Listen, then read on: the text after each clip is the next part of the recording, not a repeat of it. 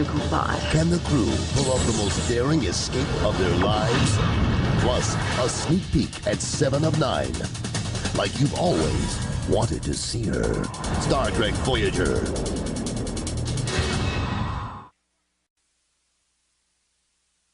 There are only 7 new episodes left before Voyager's series finale. Wednesday, like father. Q. Like son. Talk about perfection. An all-new Voyager. Relax. It's a party.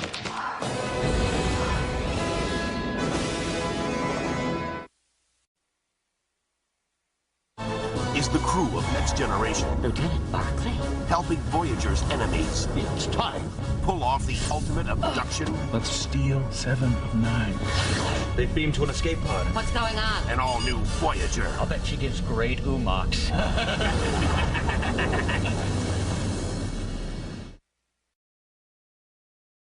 Voyager can be programmed to create virtual worlds. They're not people, they're holograms. But what happens I'm late for a moonlight stroll. when the computer's hard drive I got a boyfriend who malfunctions. goes haywire? How much would you like to kiss me?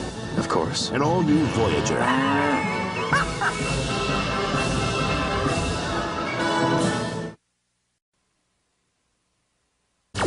It began as a routine mission, There appears to be a massive displacement wave moving toward us. and it would change their destiny. Captain, there's something out there. Brace for impact. One crew and one ship's epic journey 70,000 light years away.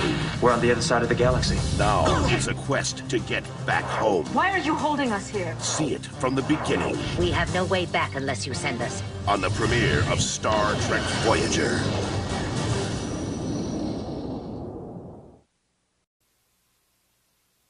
No ordinary mission. To any vessels within range, there's been an accident. He's a hologram. We've got to help him. No ordinary encounter. Join me. Leave Voyager. Escape your prison. They came to save a lost soul, Someone needs to repair your program. No, no, no! but instead We're the higher form of life. they've set loose a madman on the next Star Trek Voyager.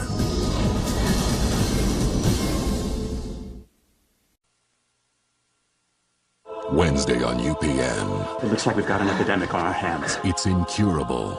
Each and every one of you will disintegrate. It's intolerable. We can't just let her die! Return to your quarters. No! And it has infected every member of Voyager. We've lost 3 more people. We've lost the doctor. We've lost Commander Chakotay. But is it a deadly alien virus or something even more terrifying?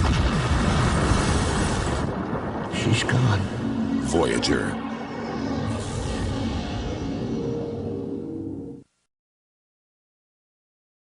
A planet ravaged by war. They've suffered numerous Borg attacks. People fighting to survive If we don't stop the Borg, the Brunali have no future. by any means necessary. You're using children as bait. On an all-new Voyager.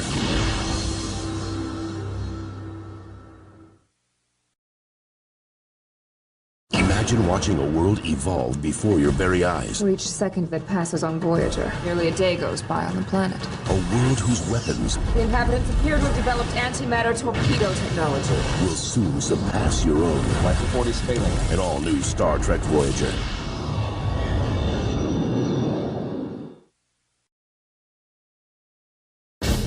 They were warned not to interfere with other alien cultures. Phasers. But desperate times Everybody down! I can see the bodies. call for desperate measures. We murdered these people! On an all-new Voyager.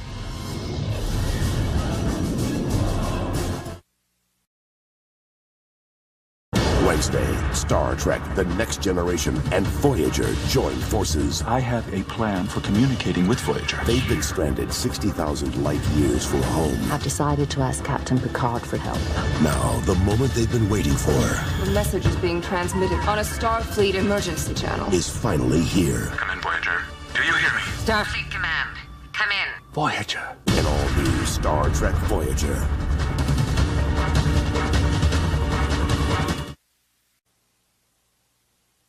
One way in, Paris to Voyager. Respond. Shuttles don't just vanish into thin air. no way out. We can't abandon our crew. I am sorry. Now, a stranded crew This is home now. must trust a mysterious woman She likes you. to face a test of survival Prepare for the attack. that could last a lifetime. On the next Star Trek Voyager.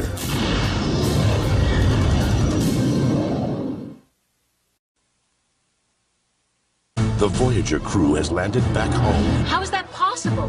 Back in the past. You came here to steal my time ship. Now, a 20th century capitalist Why do you think I want to go to the future? To get more technology. takes aim at the future. Entire solar system will be destroyed. And Earth is running out of time. We have no other choice. Fire! On the next Star Trek Voyager.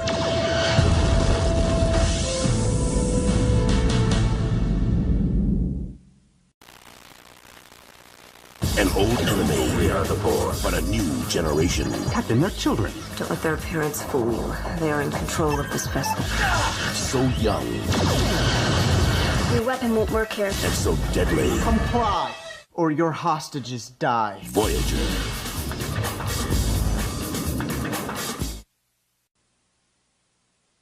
Prepare to boldly go to a world unlike any other. It's an ocean.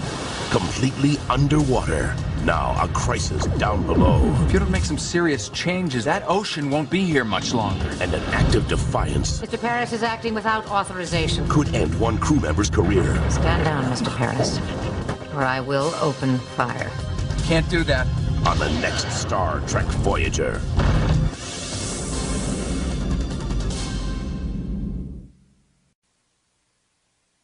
They're not saints. My friends, the holy sages. They're sinister. Well, I certainly don't intend to leave them here to continue exploiting an innocent society. But to destroy their empire, We have to out-Ferengi the Ferengi. one man must go undercover. You've been recalled.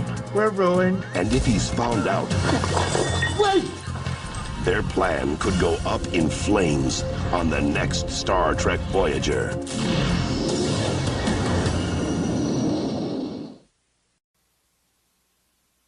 What if you had one chance to change history? They were all killed on impact. One chance to save your crew?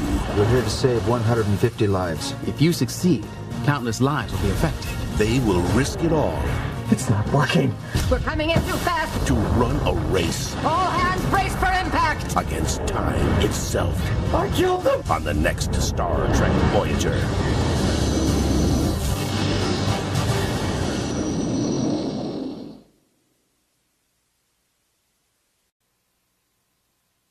How much will one man sacrifice I'm ordering you to break off this relationship. for true love?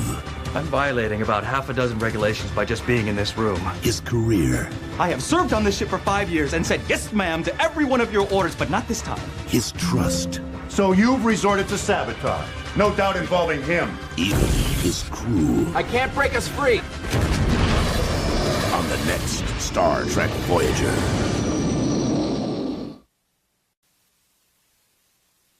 Attacked, All engines are offline. outnumbered. We're sitting ducks. Now they must abandon all hope I'll destroy this ship before I turn any part of it over to the Kazon. or abandon their principles, Make a deal, an alliance. but will a pact with the enemy In order to achieve peace. It is doomed to failure. Turn to sabotage Get down! on the next Star Trek Voyager.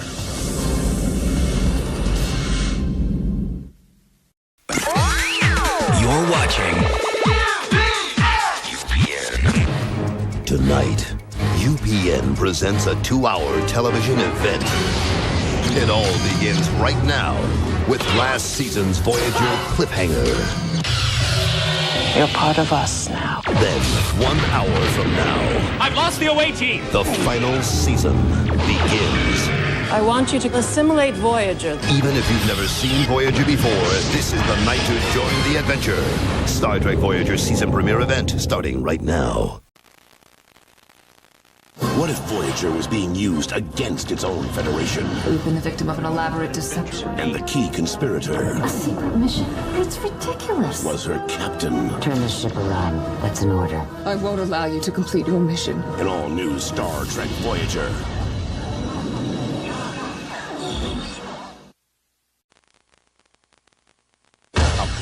under attack.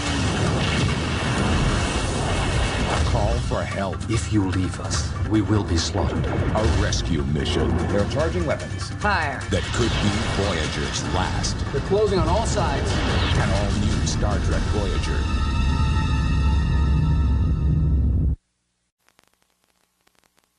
In the year 2032, the first manned spacecraft to Mars disappeared. I'm not gonna make it! 3 centuries later, We've located the Mars orbiter. the same fate awaits Voyager. Take us out. We don't have time. I gave you an order. Commander! An all-new Star Trek Voyager.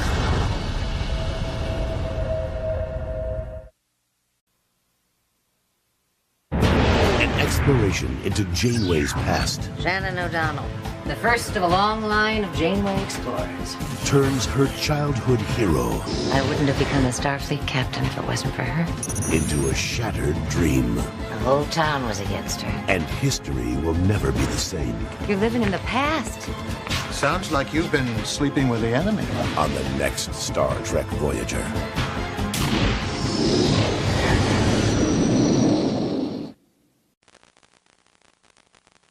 Tuvok's race is known for being logical, emotionless. But Wednesday, he's out of his Vulcan mind. Here we are. A triple chocolate wiki fruit sundae. That is delicious. An all-new Star Trek Voyager. Got a much better sense of humor now.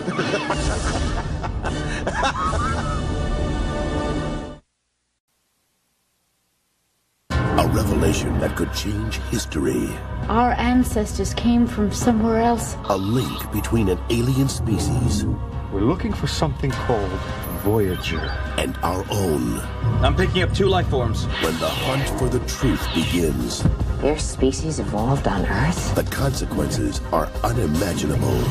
That creature napping in sickbay is a dinosaur. On the next Star Trek Voyager.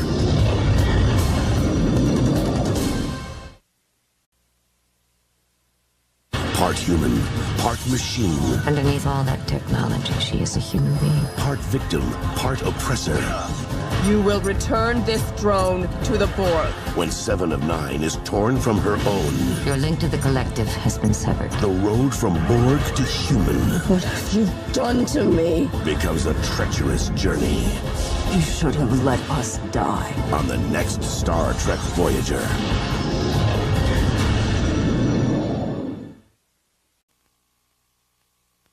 Next week, I'm Captain Catherine Janeway. This is Commander Tuvok. has Voyager entered a parallel universe? Live long and prosper. Are 2 captains better than 1? Nice hair.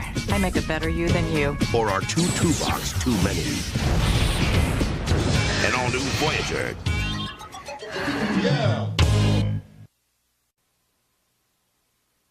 He came in a crisis. You have a problem, Captain. Surrender. I am the solution. He came to their rescue. Voyager will not survive without our help. And he only wants one thing in return. Order 7 of 9. Hello. Oh my god, that's not the right screen. Let's try that one. There we go. Hello, everybody. Professionalism. Every time. Listen, I got like 50,000 buttons to work out how to do this thing, so I think Auto's having some audio difficulties, so we thought we'd come along and just chat to you before we start Counterpoint. But hello and welcome to Star Trek Watchalong. We're going to be watching Counterpoint very soon. Yes. Anyway, Stars. I've already asked you how you were in the pre-stream, but I thought I saw it. Let's go on live. I'm fine. You were so eager to get into this quality hour of Voyager. This is going to be a quality hour of Voyager. I do remember this episode. Well, we'll save the material for when Auto can berate us about it. Well, do you know what season it's from? It's from the Summer of Voyager season, yes. Yes, I was like, I'm so eager to get into it. Like, it's a great episode. Ooh, what's happened to chat? Chat's duplicated. There we go. I've had a quite a nice day. I've been very tired. I had a gig last night, which was pretty good, and that was fun. I had a few technical problems, but luckily managed to solve them all. I had to drive home and get some new leads at one point. And I was just like, oh god, right. That's never fun. Luckily, it was only half an hour away from where I lived, so it wasn't too bad. That's not too awful then, yeah. So I did that, and then I woke up quite sleepy today, and I've been working on some music today. I've actually recorded a song with my son today. He's written his own music, and we said, well, we'll sit down and we'll record it. So we've been doing that. We've done that today, and I did a little piano piece as well, and we've just been have a very musical day today. but it's been quite good. You know what? It is sad that Shy is never here on the days where you can demonstrably proven you've actually spent time with your children. Yes, I've physically got recorded proof. Well, actually, that could be anyone's child I've recorded, but he did the guitars and the vocals. So I've spent time with some children. Doesn't definitely have to be my own.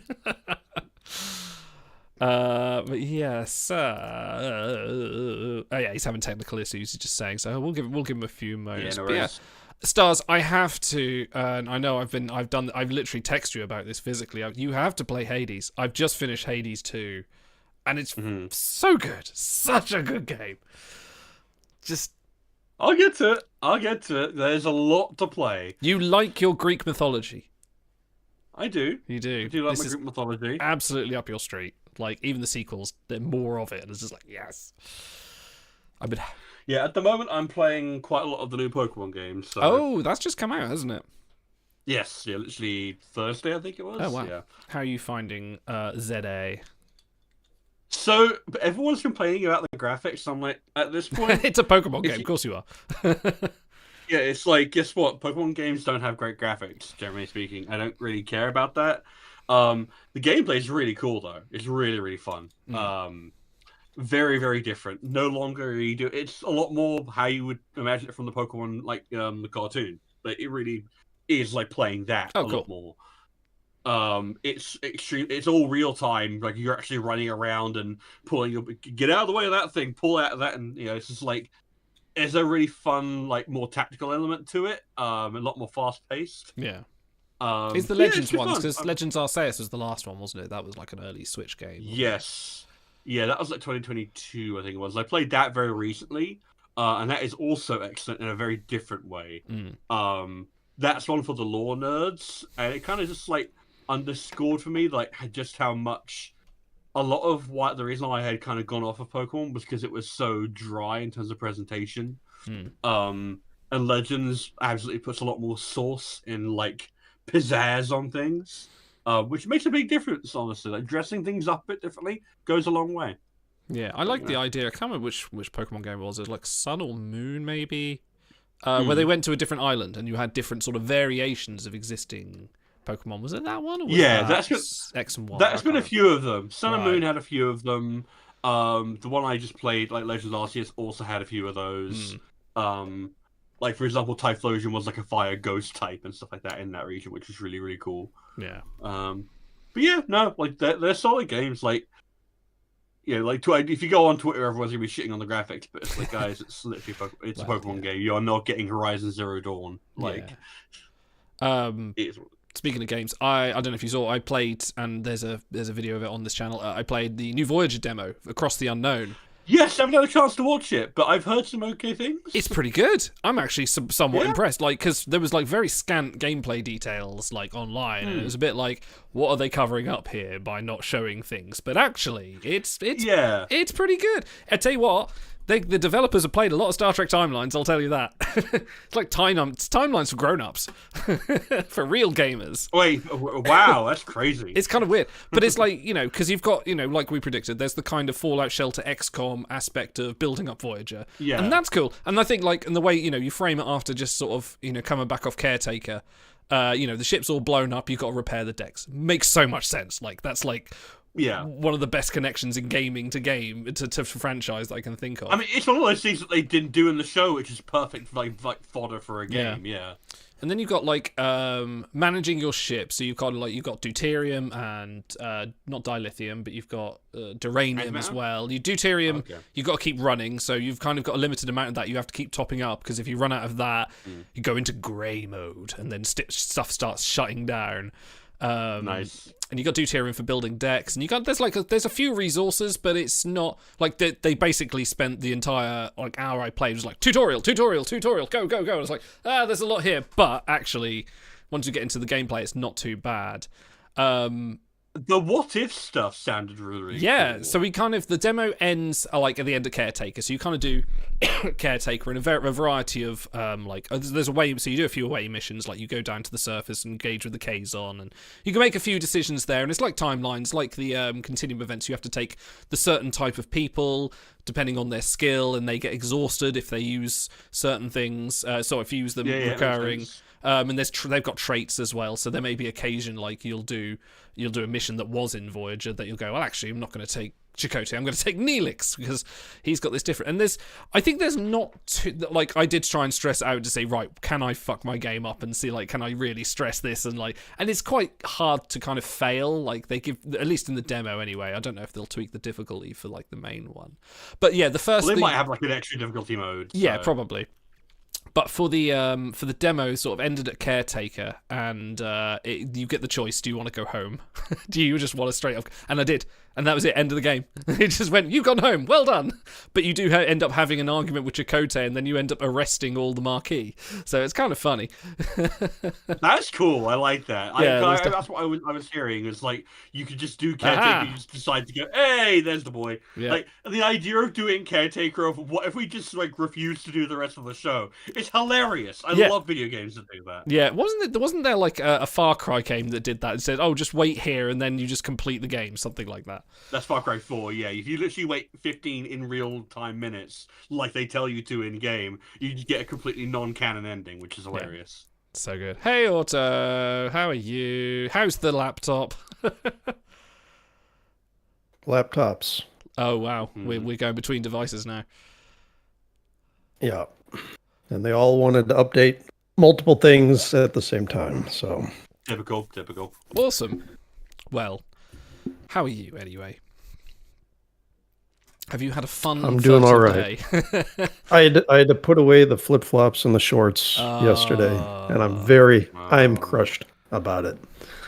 There is I found out the other day because learning Japanese, there's a few things you come across, but there is a Japanese custom that happens twice a year, and it's the changing of the clothes. I can't remember the name of it, but it's a very specific ceremony they do at certain not ceremony. It's the Amanashi Amogus. It's the ultimate evolution in changing clothes. Yes, I wonder if you have that every time you leave right, so you pack away your organs. Was I worth waiting for? With the great Embojitsu pull, yeah. Yeah. Okay. How about we watch some trailer for Counterpoint, which we have here. So this is off your pick, isn't it, Auto? This is one of your draft picks. Is it, or is it yours? No, whose was it? No, it's mine. It was yours. Okay, it was yours. Yeah, this was one of my Voyager picks. Awesome. Because one of the things that one of the many things that me and Auto are united on is an absolute love of this episode. And it was partly a draft pick because I knew for a fact Auto was going to want it. It was kind of like Wrath of... It was partly that. It was partly that. But I mean, but it's also a case of I picked it in the same way that I picked Wrath of Khan because I knew that the Idol was going to want it. I also was like, but I also really fucking like the episode of the movie. Counterpoint, you didn't prompt me, but I'll go into it. We were doing it was going to be part of season 5, the season of Voyager. That's right. And I was really, really looking forward to this one because I think season 5 of Voyager is maybe the strongest season, one of the strongest seasons of Star Trek there is. And Counterpoint is just such a good example of, because you have that phenomenon, right, of like the good Troy episode of like a character who otherwise doesn't get great character development, and then like something comes along for them. And I think, even Kate Mulgrew has gone on record saying that she thought that some of the material that Janeway got was very up and down and very inconsistent. Like one episode should be one way, one episode should be another, in terms of like characterization. And I think that if I had to pick the golden standard of Janeway characterization, I would pick something like Counterpoint. Wow, okay. Because it perfectly shows how you would write a female captain in which she's treated exactly like a male captain, exactly equally. She's allowed to be intelligent, emotional. She's deeply logical and empathetic. Incredibly philosophical, like cultured. Like she is just as like you could see this being an episode for Kirk or for Picard. It has that kind of like it's unique to Janeway, but also one of those uniquely Starfleet Captain Philosopher King style things. Like only a Starfleet captain would be in this position type thing. But it also takes really good advantage of the Voyager like concept in a way that a lot of episodes don't. Because if you're on the Enterprise D, this episode just doesn't happen. Because you get to just slap down the Devore Imperium and tell them, no, we don't listen to your bullshit. The fury of the Federation. It's the fury. But because you're in the Delta Quadrant, because you're on your own, because you can't outgun an entire alien civilization, you have to play by their rules, but you also have to keep true to Starfleet ideals. So it kind of epitomizes everything I like about Voyager in one simple episode. Cool. Well, that's the review done. Thank you very much for coming. What more is there to say? What more is there? Yeah, true. Let's watch this trailer. Maybe we'll find out. So let's have a look. I'm hoping for the club. First, he came as a terrorist. If I found you were harboring telepaths, I would have had to arrest you. Then he came seeking asylum. I'm defecting, and I need your help. Who is this man? You're asking me to believe you're someone else. And what does he want? Voyager will be seized. I'm your only hope. There's only one way to find out. We need to watch his every movement. Sleep with the enemy on the next Star Trek Voyager. Cool. That's about what I kind of expected. We've seen the episode now. Great. That kind of gave a lot of it away, really. So I remember... You go on. No, you go for it. I was going to say, I remember the episode being like, watching it the first time, I was just like, oh yeah, Kashyyyk, like when he comes aboard and is like, actually, I'm escaped as a rebel. I remember sort of watching that going like, oh, what a twist! I bet he's still evil. And this is sorry, what did you call him? Kashyyyk? Kashyyyk. Okay, yes. I was reading it off the screen. You're thinking of the Wookiee homecoming. Don't worry, Idol. Yeah, it's Okay, I think it's high time. Oh, we need to pre-rate, don't we? We need to. I am not prepared at all today. Let's get some pre-rating going. Shocked. I'm shocked. I've had a busy day doing nothing. Leave me alone.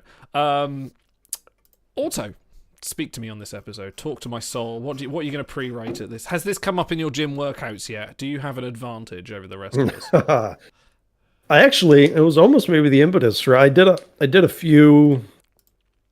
All right, so I'm doing this review series in a private Discord with these guys and a couple others, and it's my motivation to work out, because who doesn't want to watch a Star Trek and then talk about it into the void? So it's been really good motivation. But before I started writing down my thoughts, I watched like 2 or 3 episodes. This was one of them, and the time just flew by. 42 minutes later, I'm sweating. I didn't even feel it. I'm like, wow, I got to start doing more of these. So it is sort of, in a way. I'm going to pre-rate this a 10. Ooh, I'm not going to rate it a 10, I don't think. But that was a hell of a trailer. It had everything. Sleep with the enemy. Yeah, it was a really good trailer, I thought. So, like, if I saw that, I'd be like, oh, boy, Star Trek's not going to be dull, is it? So, yeah, I'll pre-rate it a 10. Why not? Wow. Gold stars.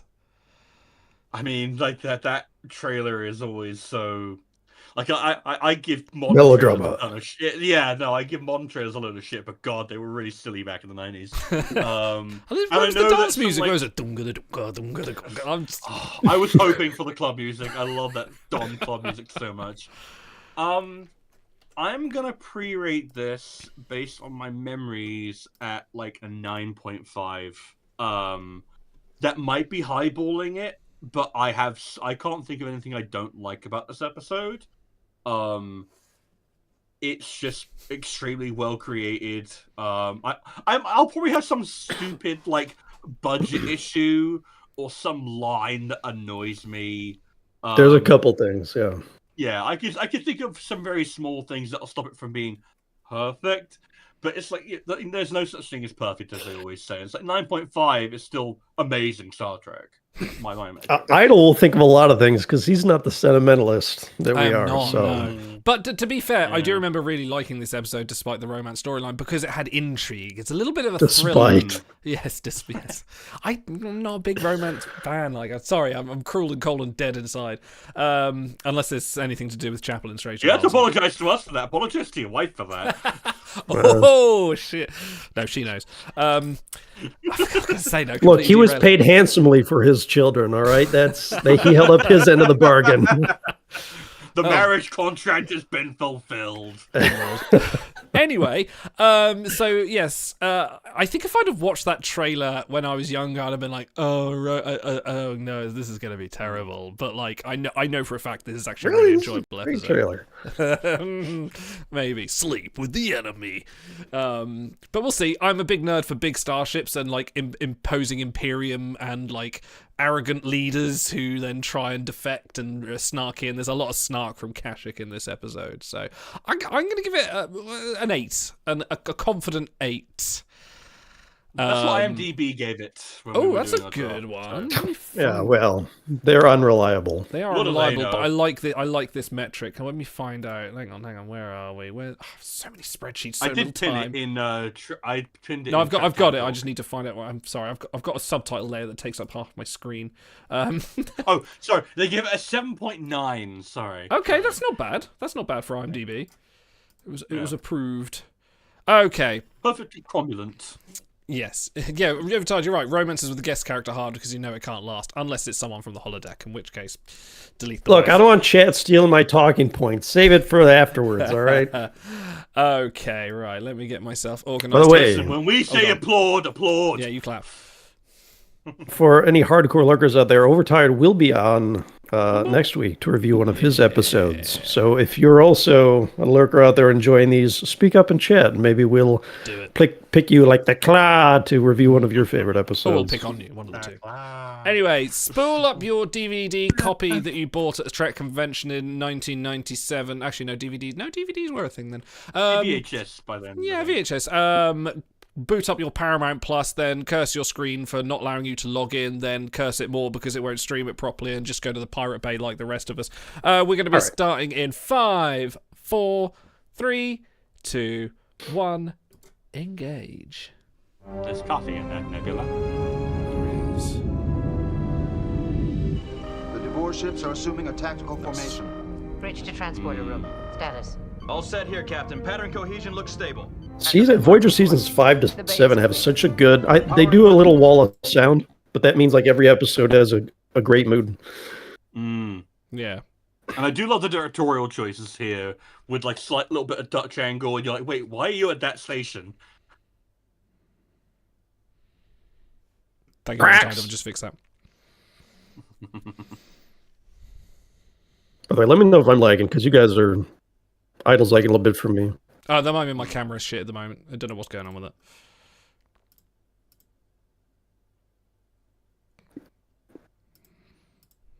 This is a little bit cause and effect too, because they keep coming back, and each time she gives a slightly different line, like "Give them their usual warm welcome." Yeah. She says. Oh yeah, like and different music. Yeah. This is such a good character introduction. I like if you see that Janeway's Robbie already... Like, we see Janeway being subservient already, and that's just like, she's pissed. How thoughtful.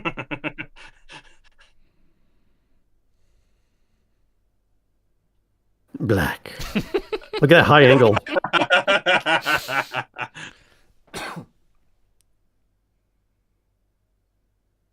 Oh, I forgot how shit-eating he is. Aren't you, Prax? I'm going to try not to repeat all these lines ahead of time. He's just very quotable. Also, I love the fade out on that music. Yeah. Like you normally get like a sting or something, but I will increase the blur a little bit more. More blur. Jerry Goldsmith. Apparently, they can still hear the episode. No, I fixed it now. Okay, cool. Sorry. Like, I don't particularly give a toss. I very much doubt that, like, Paramount gives a toss. No, it's not Paramount, it's YouTube. Episode, YouTube will just straight up ban us. Well, not ban us, it will just, like, block the episode. So that's why we have to do all this. No, I love, like, when you start the episode and, like, you can just tell something's wrong. Like, Janeway's demeanor, how good Kate Mulgrew is. She's not... like, red alert, action stations. She's not like, scared or worried. She just looks pissed off. And resigned. Yeah, very resigned. Turn that down a little bit. Yeah, also just like solid I imagine you guys have got the trivia up for this, but solid directorial choices already in the first few minutes. Oh yeah. The sound is better. Yes, the sound is copyright friendly now. Yeah, let's see. Since we're just vamping over the intro right now anyway. Yeah, the romance with a character who you're pretty sure is only going to be there for one episode kind of hurts a little bit. And then I find her acting is a little bit, I don't know, it's odd. Like when she's trying to hide the telepaths from Kashyyyk, she kind of gives away that she's, I don't know, it's just like a really fine line she straddles where she's not completely believable, but maybe she's not supposed to be believable because the audience has to believe that she's tricking them. Like it's convoluted, but look at that scene. Look, I'm picking it. That's a good shot. Yeah, that's a very good shot. Is that CG? It might be CG actually. Yes, that's CG by this point. Stingrays.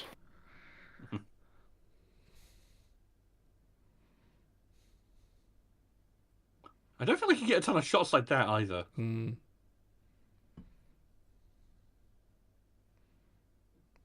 I love that forced perspective shot at the end there. Not quite the correct color grading. Such garbage.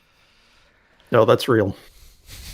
They actually built. They actually built a deck of Voyager. Yeah. Yes. A deck. They built the whole damn thing.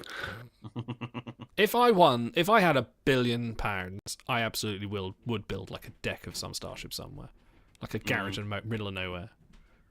Why? Like legit? Why? Dicks. See? Fucking ice. Yeah. Okay. Wow. All right, over under 4.5 times Star says the word fascism during our review. I'll take the over.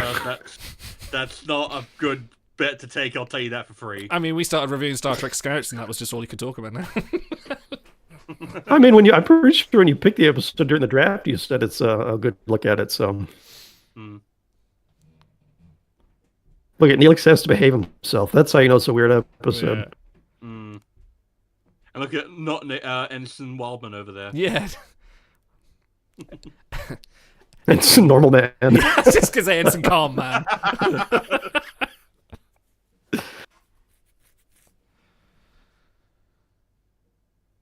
Look at that blonde guy behind Seven. That's like Sven Svensson of the USS Voyager. Oh wow! Look Yeah, at him. actually. They are like in fucking Duran Duran. They're the fucking chess club. Aren't they? They're all sitting around talking about the effective strategy.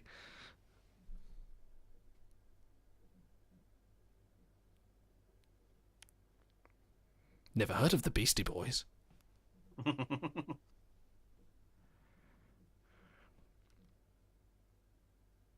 Nope. Auto gone again. Hang on.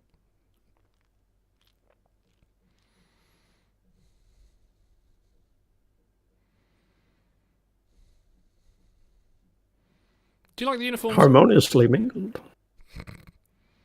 Do I like them? Yeah. Is it a bit on the nose that they're black and very sort of like imperial-esque? I don't know, man. Like, with how little people seem to understand things and how bad media literacy is, I'm kind of tired of talking about whether or not subtlety is justified or not. Villains don't always twirl their moustaches, Mr. Wolf. If they were wearing red hats, then you might have a point, but...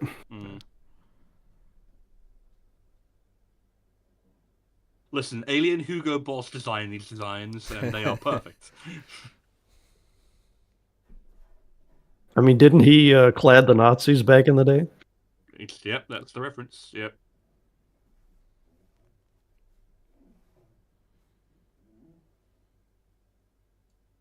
Gahare.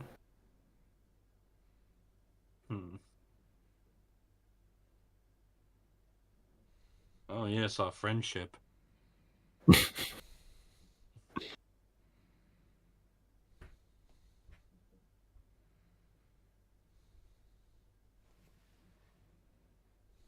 Girot, our member of Elite Force. Yes. Or has the team.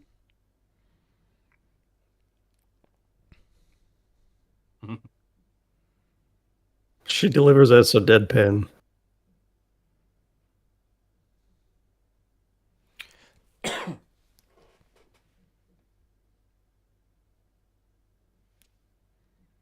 You know, in retrospect, it's really, really handy that freaking Suda died in the way that he did. Otherwise, it'd be really sus if they all conveniently died in one shuttle crash. I mean, there's still 3 of them on the same shuttle. That is a little bit odd, yeah. Yeah. I don't know, if Suda was here, he'd probably just, like, save the day again. Yeah, he just beam him over on the ship, he just kills them all. That's another section we should have. Well, how would this episode be affected if Suda was let loose on a murderous rampage? Oh yeah, I forgot. We haven't been doing our concept of can this episode be solved with a box? I think we ran that one quite dry. I feel like this one could be solved with a box if the box is a teleport, a transport buffer.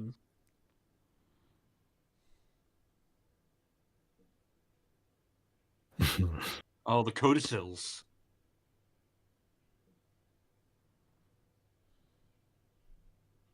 Prax. For Prax count 1.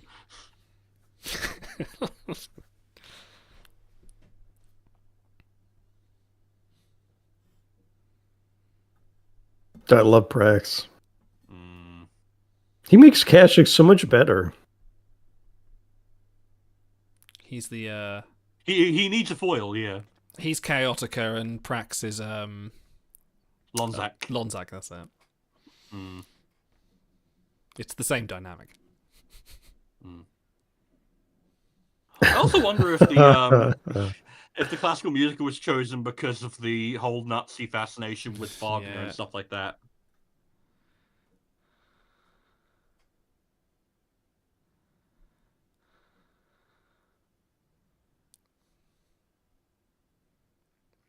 I do love like the little classic sound effects.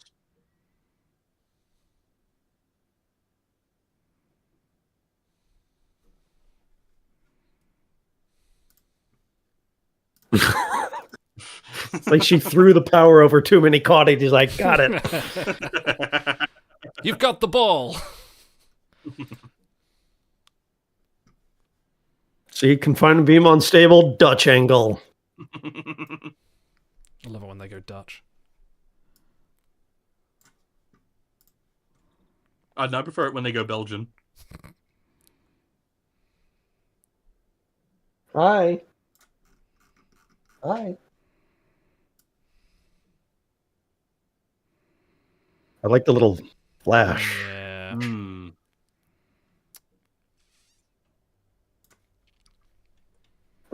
on. Oh, he's still around. Can't get rid of him, unfortunately. There's Randy Oglesby.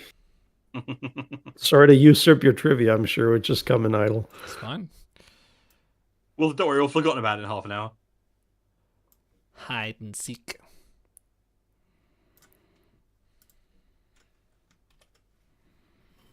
A wormhole. Why can't they just create one with the engines like the motion picture did?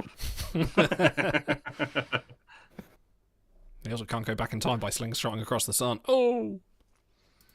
Although they can, actually.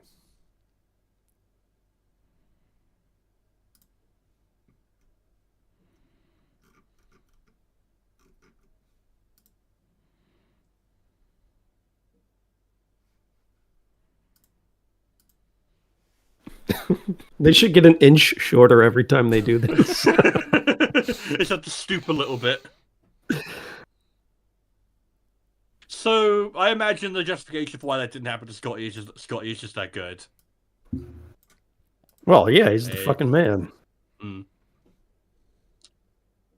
I do appreciate that they kind of retroactively fixed that by establishing, no, this doesn't usually work.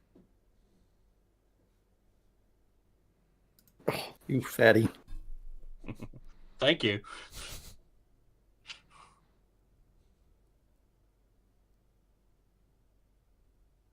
I kind of like how everyone's much taller than her, but they're all like intently focused on her. Kind of helps establish her command. Oh, I remember this section. This is hilarious.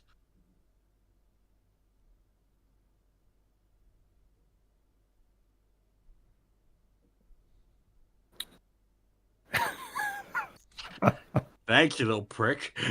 That glaring. Yeah, those dry and those deadpan reading. Well, because he's already read the entire story from his mind. Well, he's also read the entirety of Neelix's mind and decided there's nothing else interesting going on in there. Neelix, this is a 4 out of 10. I'm gonna give you my Schiller rating, Neelix.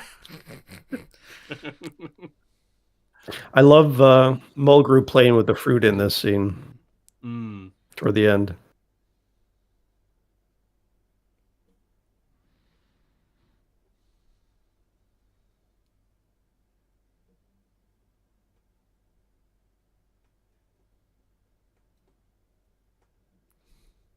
Why are they flirting? It's cool being friends, Idol. I know you're not familiar with how that works. Oh. Listen, I wouldn't do it unless I loved him dearly. No, it's true. I only showed up for stars. Shut up and watch your episode. Like, in fairness, I bought Idol a pizza, so That's very like, true, yeah, you did. that's how you know I'm a friend. It was a very good pizza. It was actually, yeah. I like how it's like a smaller but still sleek version. It looks like a shuttle from the Devore Stingrays.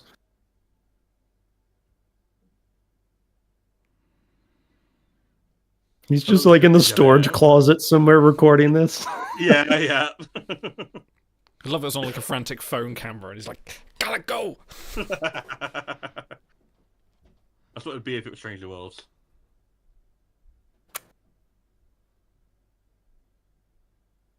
I think they should wear cod pieces off duty to make them alien. You. Kashyyyk. He's almost like Kashyyyk. No. Okay.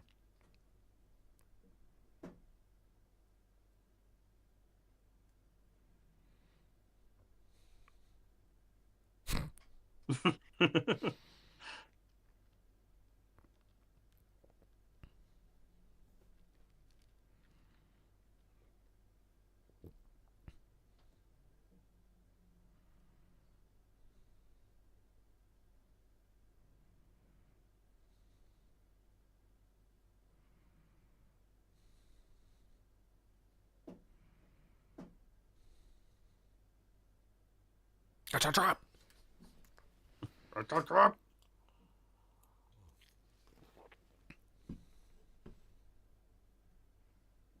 Her eyeliner seems a little different in this episode. It might have been amped up a little bit.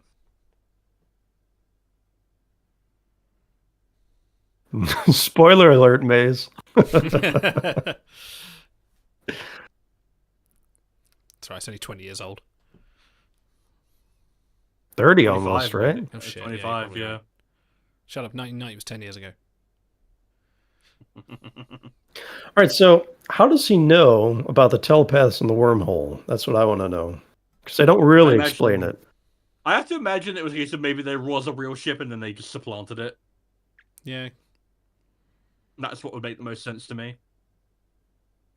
I mean, you can tell by like the way he treats Prax. Like he probably gets these reports all the time. Like, we should investigate this. No, I have a plan. And like yeah. Catch more flies with honey, etc. Oh, duh, yeah. All right, I should probably pay attention. We're only here to watch the episode. It's fine. There's Ayala. Malkehi?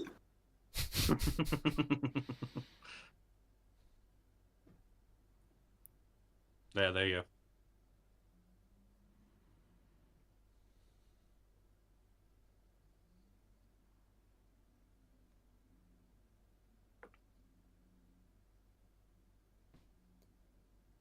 I think this is a memory alpha thing, but she keeps calling him Inspector instead of Kashyyyk.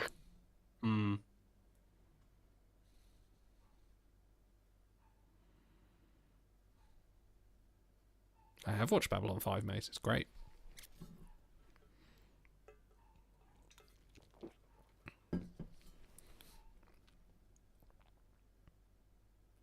Luck. He's got a great cadence.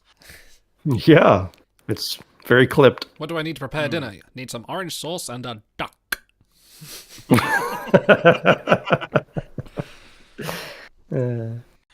feel like almost he probably was cast for that cadence because it kind of works with like Mulgrews. I love these bunk beds.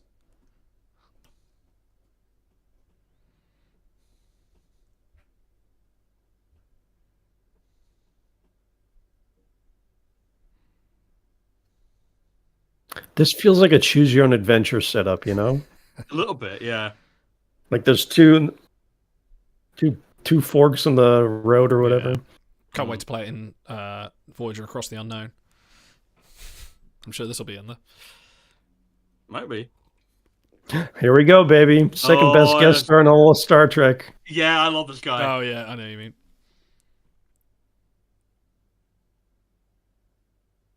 Fluidic alloy. Speaking 8472, I have it. Yeah. In abundance. Just open a rift, you get loads of it. Just don't mind the locals. Yeah, no, like I was going to say, they're going to pour out and be like, hey, get the fuck out. Have we mentioned how the conference room table looks like a Bajoran com badge? It does a bit, doesn't it?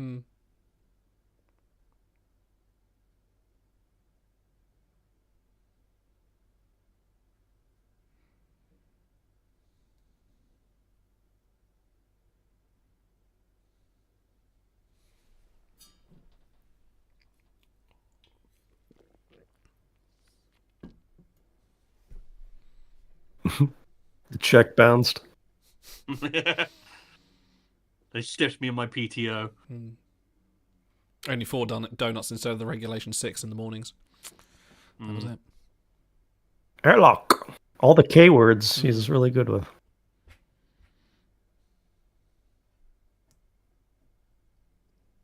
Philosophy. What else has he done? I need to IMDb this guy. He's in everything. He has 100 credits. Holy shit. Nice. He's in, I think, Breaking Bad and Frasier and...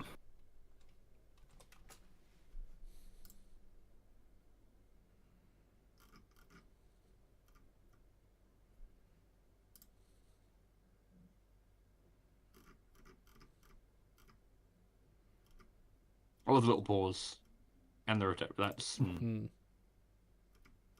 As if she's thinking it over on the spot.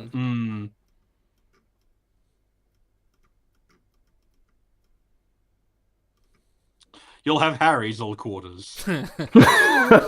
No, you'll be bunking with Neelix.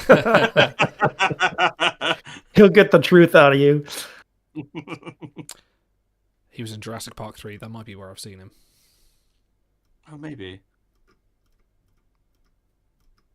Yeah, Maze, the divorce ships, the Stingrays, the Romulan ships, they look like they're very aerodynamic, like they'd be good underwater or something. Like the Zindi species, aquatic species have kind of a ship like that, don't they? Very sort of floating. I love the aquatic. They're so cool. Oh, here we go.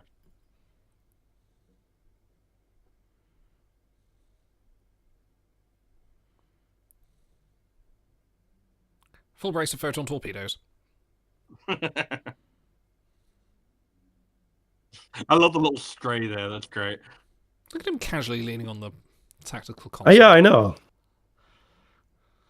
He's got such panache. All right. I can't hold you forever. Come here. I love she sort of looks up to speak. Excuse me, sir. Sir. Hello. Hello. By the way, I love how this is a shaky cam. Look at this. It's like someone's holding it on him. It is, isn't it? Zoom in. Yeah, who's doing that? His friend. Oh, I like his eyes. Never noticed that before. It's kind of got double pupils. I'm late for a very important conference. I'm late. I'm late. I'm late for a very important date. Why is Chakotay just letting him sidle up to her like the fucking demon on her shoulder while he's the angel? Chakotay's got nothing to prove.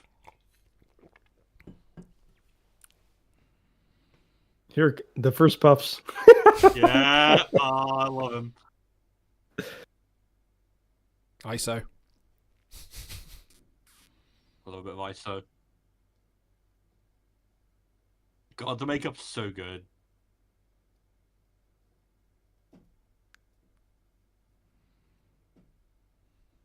No doubt.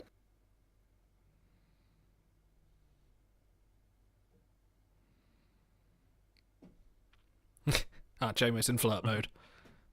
Oh, here we go.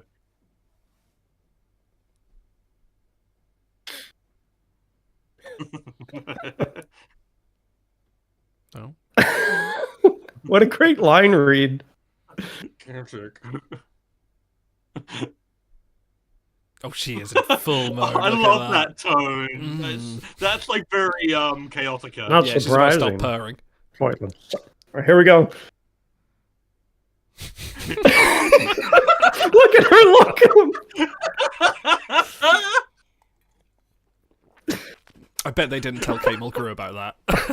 Oh, I would hope so.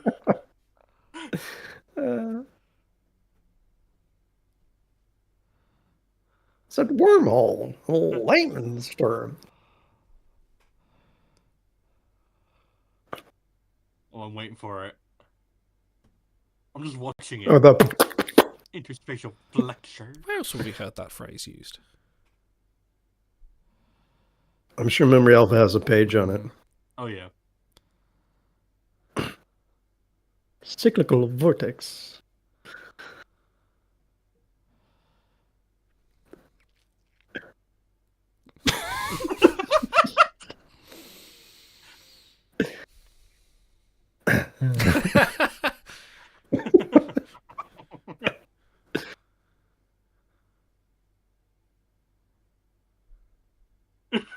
What? Janeway, just put it down. Stop being so. Watch us here. We get one more puff.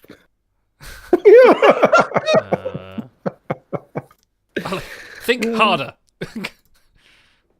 Like, he has like 3 minutes of screen time. I'm never going to forget that man as long as I live. Yeah. I think only the Zagdor and Kohlrami is better. Mm.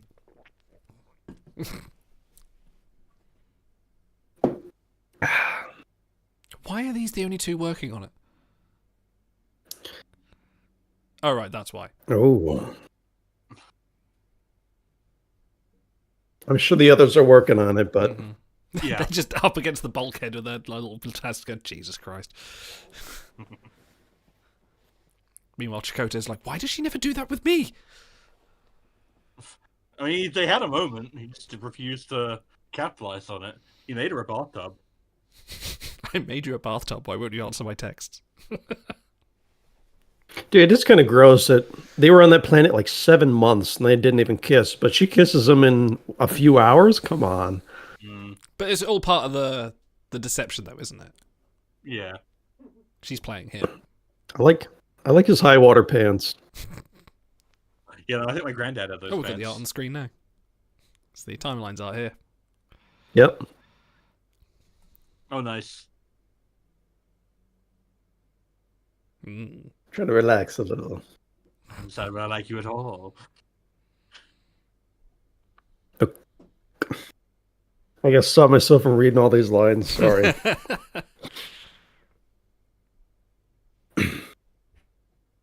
Localized entirely. The rest of the group, may I see it? No. No.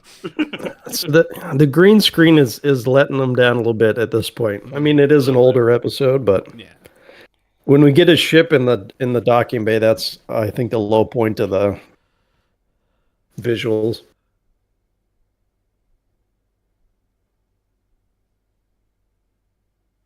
Furry porn.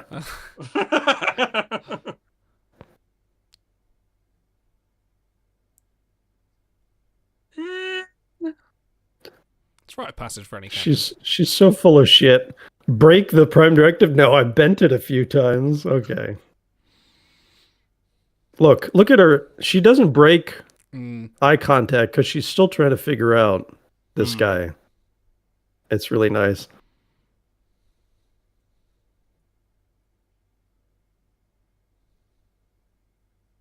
Look at that profile, though. Yeah, that chin. Hang your keys off that. She won't look away. Yeah, you can open a Open a can with that.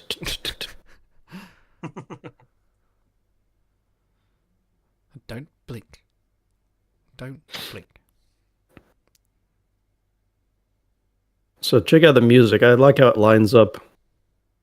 Oh, with the tension, yeah. The climax with "You're My Deliverance."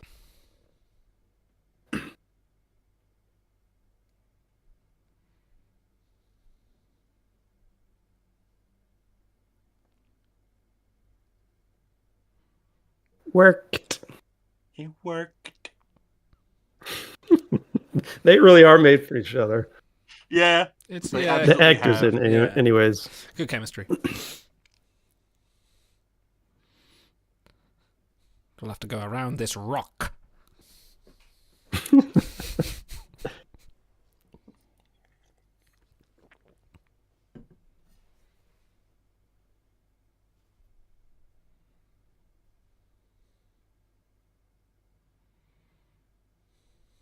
He's trying.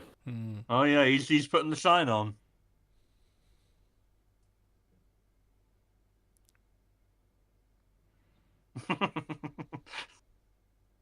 I have to think they must have cast him for his chemistry with her. They must have had it like number one. I mean, he's done a billion bit parts, so I think he knows how to come into a show and Integrate himself, yeah. yeah. This is a fun little scene too. That security officer's just like, do I report this? She's standing there with a full erection.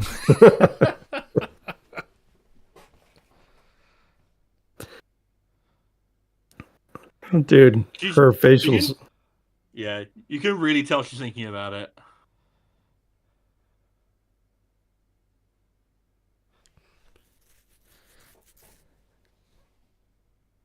Mr. Neelix will be providing your food.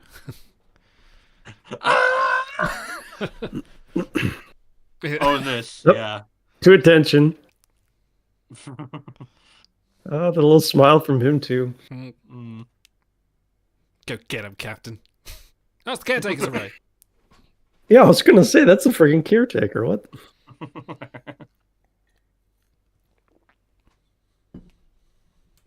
I love the late season Voyager.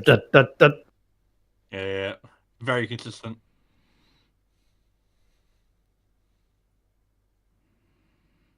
So is this Dennis McCarthy? Yeah, I think it must be. Might be. Yeah. I think he did a lot of DS9 and Voyager.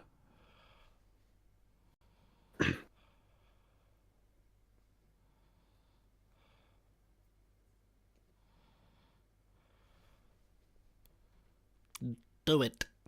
Do it.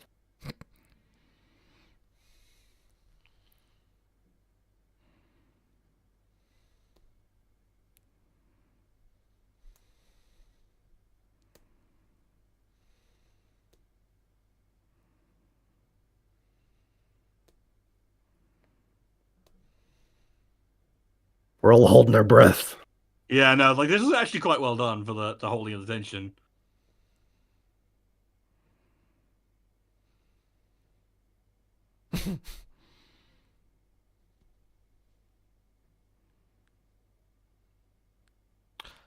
Fucking grey mode. Literally spoke about that today. Yes.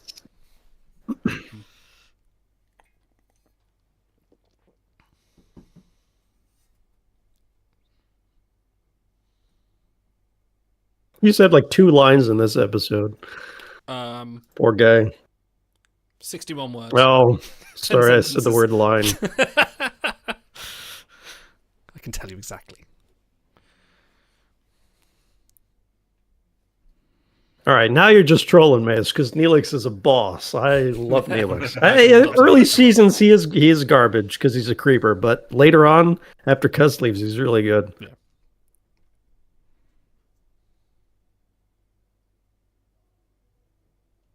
Go ahead.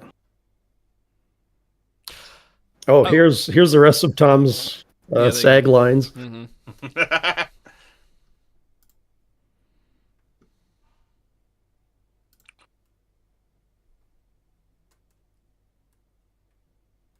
Dude, he's got quite the shoulder pads. He needed padding. Yes. But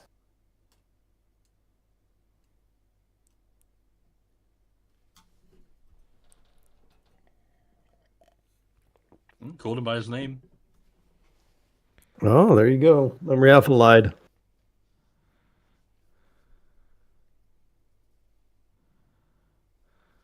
Catherine?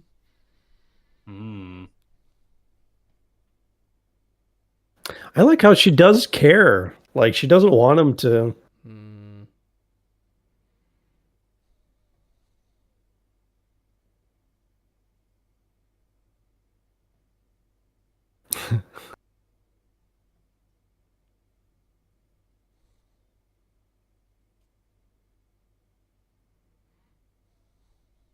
Everyone else, they just like System of a Down. Dude, Neelix loves it, but yeah. They're all Bach this, Mozart that. No one goes for Tchaikovsky. This. I think this is the only time she's completely genuine with him. And then she puts shields back up. Oh, she did the Mass Effect It's a very dramatic turn and walk off. I have to go. Look at third wheel Tuvok. I'll be in holodeck 4. Wait, why doesn't Tuvok just bridge the mines? Okay, Oh, no, I know. Training to. I know. Although I think for the romance, Tuvok could probably break him. Yeah, for the romance, yes. Between Tuvok could and break me. Oh, yeah, here you go. All right, here's the kind of. This is not great CGI. Well, yeah, Voyager's shot up. I always kind of look like trash.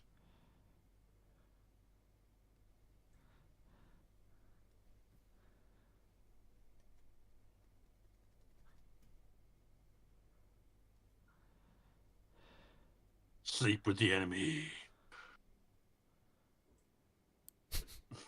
I like the quick hesitation. He's not sure, and then he pulls the trigger. A bit of awkwardness there, yeah. Now get a tattoo, and then we're good. What's your spirit animal, Kashyyyk? Mine's a baboon. Oh, even the hands too.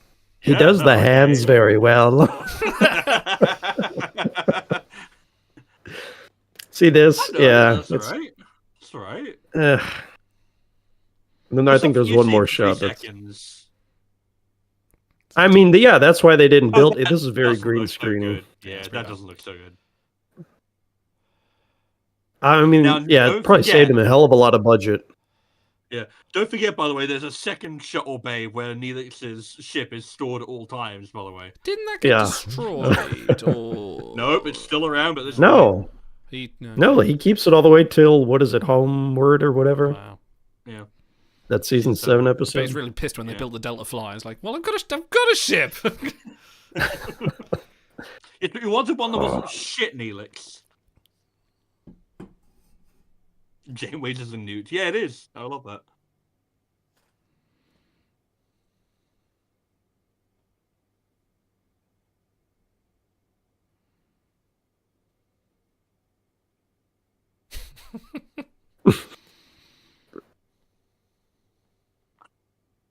Dude, he's such an NPC. I love it. Yeah.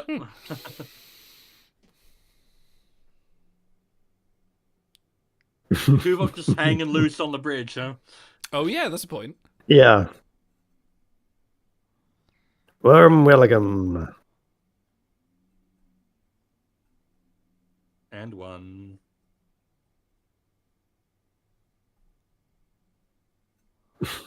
It's very cause and effect. I like it.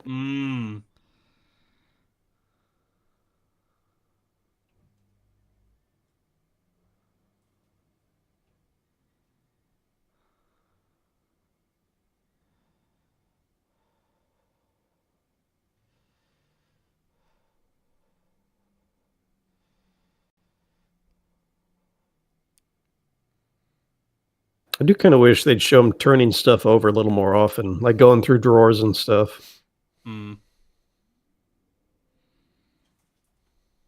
And they just have the pattern enhancers out as well. Yeah, like, isn't that a little bit sus?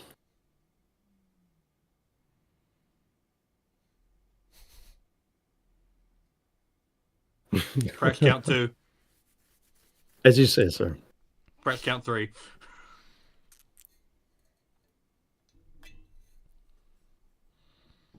I like how he's speaking in like second person as Prax.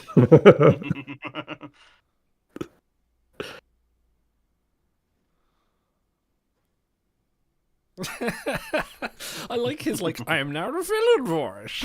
It always gets a little Mark Twain. Romantic notion. It's like he's chewing his teeth right now.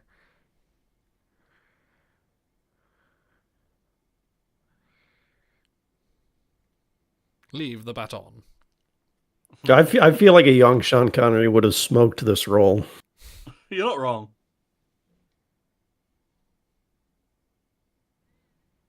Movements.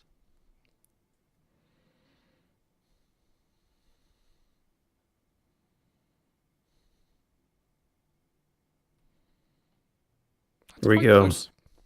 He does the Antonio Banderas in a second.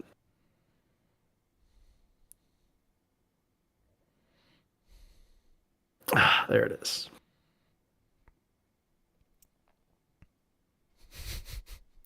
Is that 5? I think that's 5, yeah.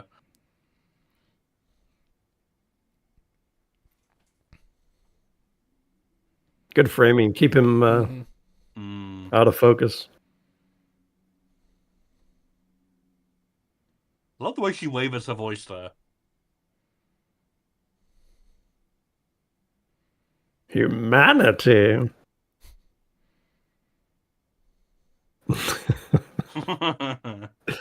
No, overtired. He plays the vegetables in Transporter Suspension in Cargo by 2.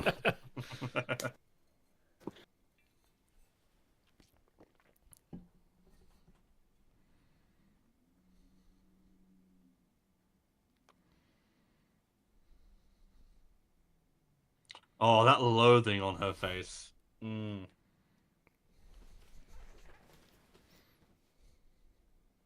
Let this be a lesson, kids. Fascists never change their mind. A tiger never changes its stripes. Yeah, but I'm trying to hit my over-under since Stars won't do it for me. I'm waiting for the review. I'm waiting. I didn't want to be the first one to pull the trigger. Just I'm like a fascist. Let's go. I'm like a fascist.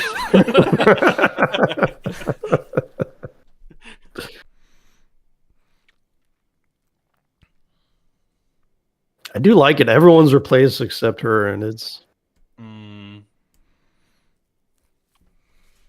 So this interface is just full of ads. It's asking me to log in. Does anyone have a login? It's asking me to verify my Face ID. Yeah. Hang on, you're getting a text message for verify on your phone. Can you just get that? 72. 72. Prax, there's 6. Yep. I would laugh at just What a handsome race. Middle finger. I got you. Yeah. Nice. I like how they line it all up too. They start the transporter sequence, but they don't show you. I mean, it gives it away, but it's also fun. Look at her, so stoic. There's no Hulkamaniacs here.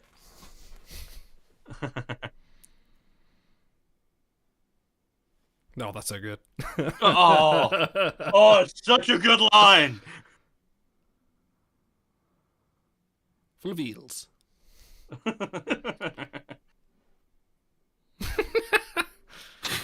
That's the most emotion he shows the entire episode. Yeah. That guy hates his greens. Dude, this is such a fucking power move. Changing the music on him. I love that. Maybe this will help you relax.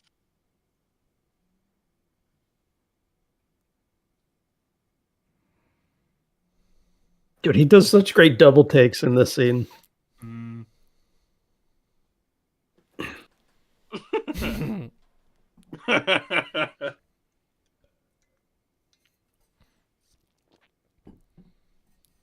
Maximum warp. Oh, speed.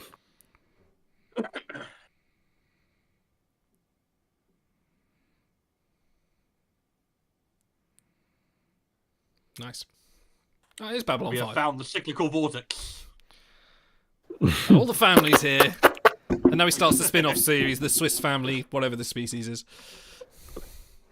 Brunari. Swiss family Brunari, there you go. Brunari family Robinson. Come on. Yeah, sorry.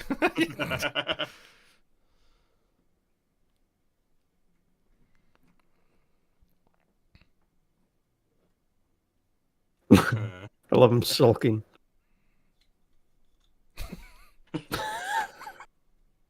Either of us.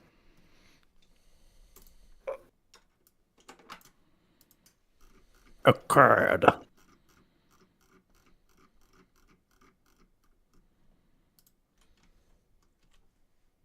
Dude, he's more mimicable than Patrick Stewart.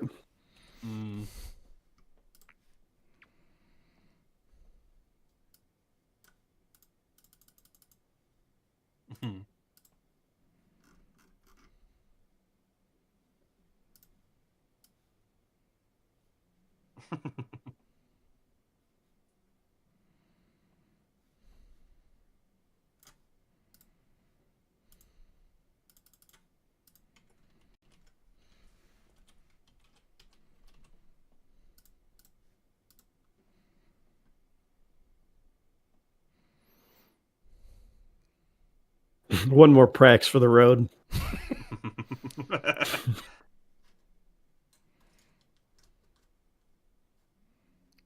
I'm going to blow up your ship now. I think they hit the credits on this music too, which is very inner light of them. Yeah, I like the soft. That's quite cool. And the slow zoom out to an empty bridge, just her.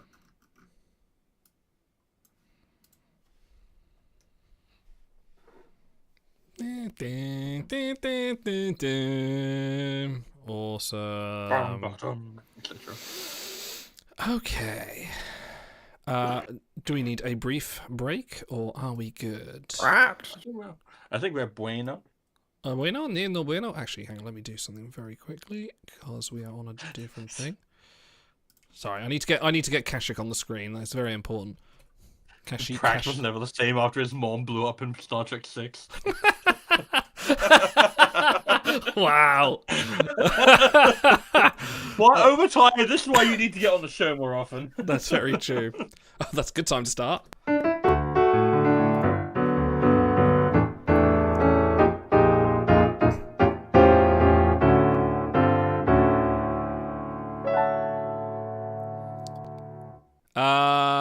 Yes, welcome to Star Trek Trek, our ongoing journey through the history and the episodes of Star Trek, and this week continuing our episode draft selection picks. It is Stars' pick, the very own Voyager, episode 10 of season 5, Counterpoint, the Prax episode that we have always wanted to watch. Gentlemen, we've just finished watching it, so this was a good episode. This is a lot, because we watched the trailer, and the trailer definitely gave us a different impression, because we've all seen this before, but for me it's been a while. I know for you guys, you probably watched it more recently.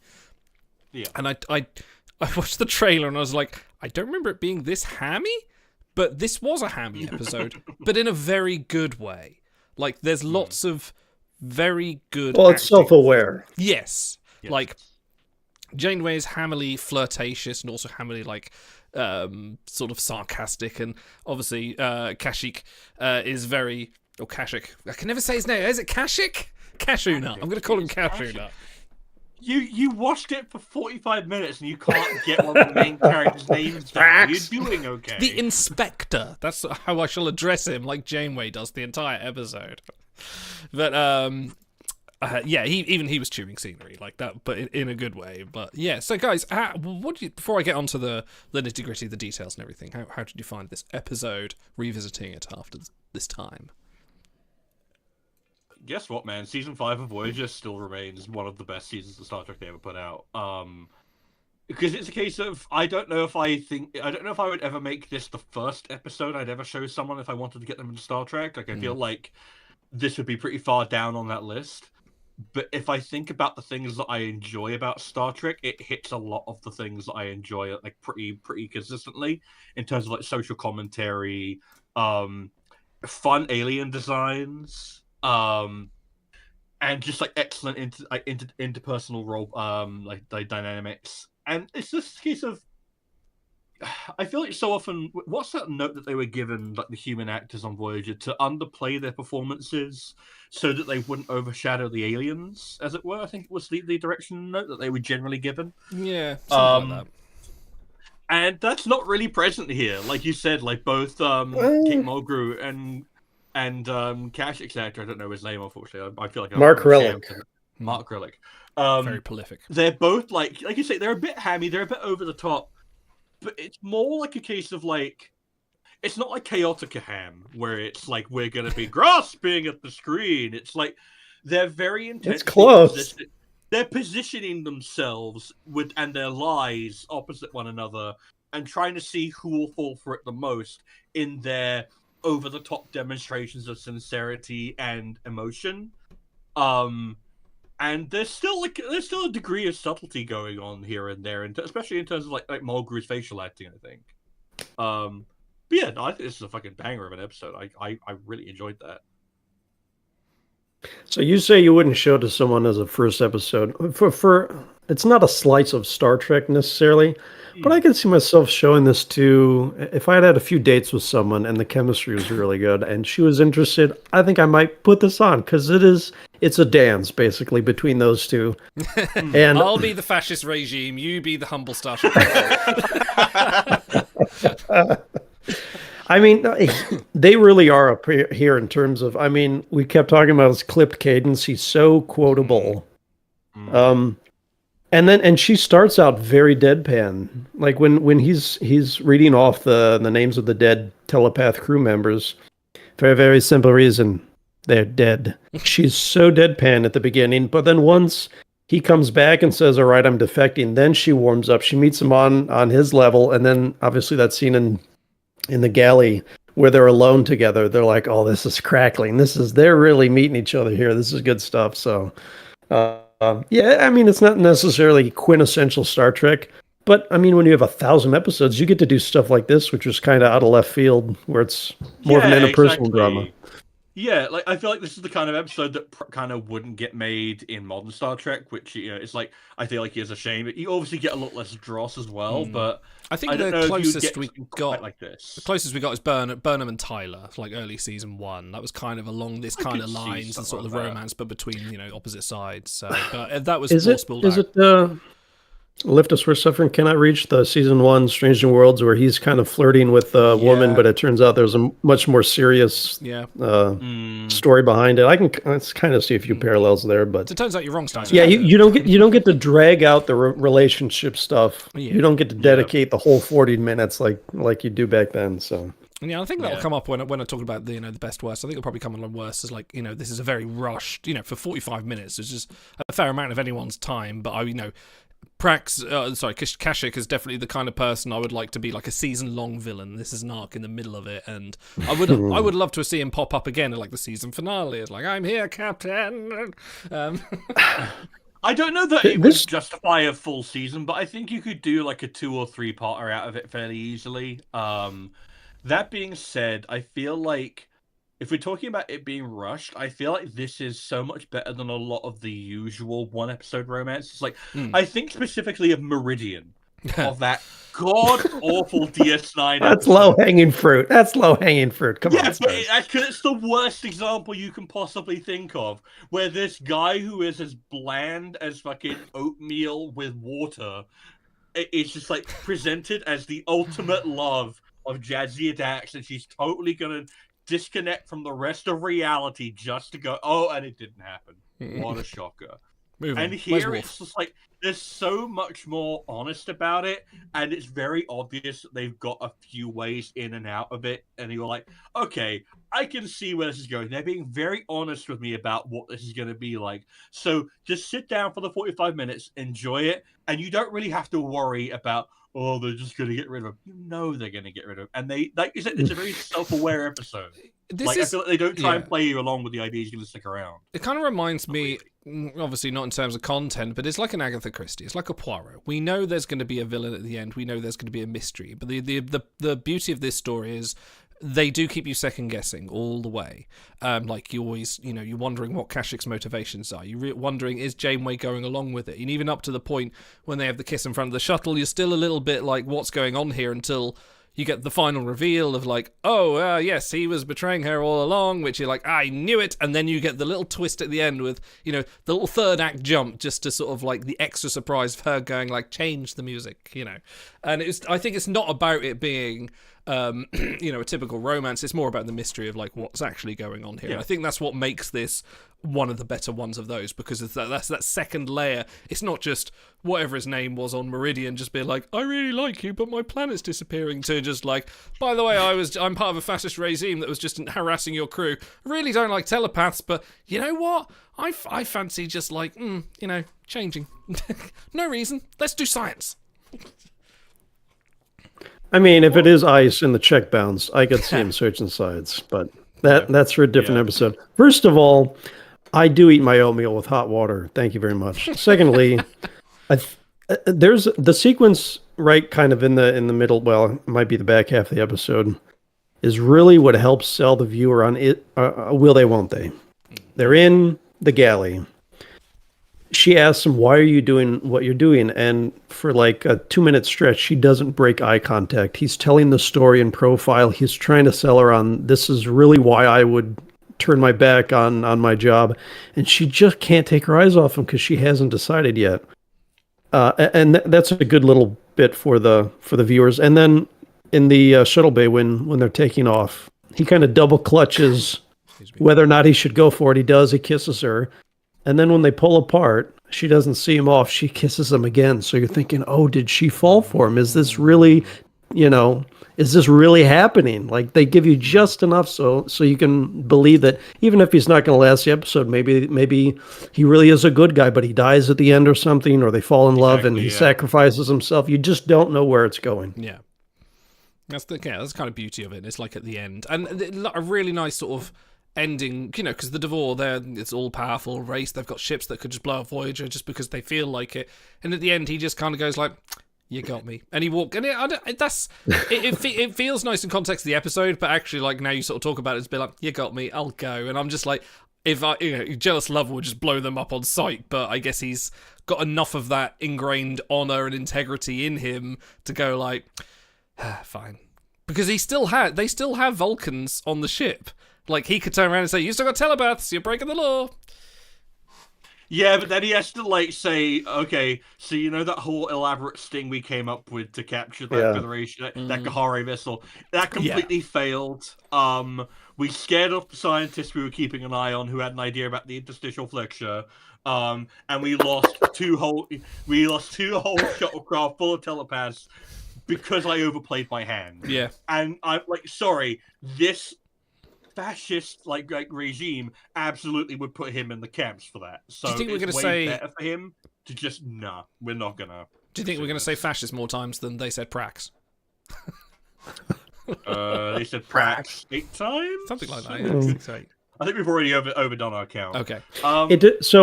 Because I said pre-show, I watched this, I don't know, a few weeks ago. And I was having that same thought. We get to the end, I'm like, well, why the hell would they let him go? Throw him in the internment camp. And then he gives that line, do you want this on the record? I'm like, all right, that gives it a pass. Because how many times have we seen Starfleet captains, something goes wrong, they're like, well, the mission was off the record anyway.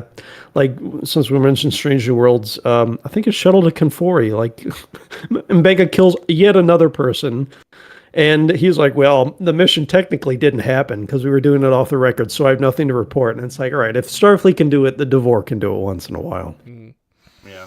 And it's also a case of, like, there's a degree of, like, with fascist regimes, like, oh, they're all about order and about, the maintaining of, like, this societal perfection.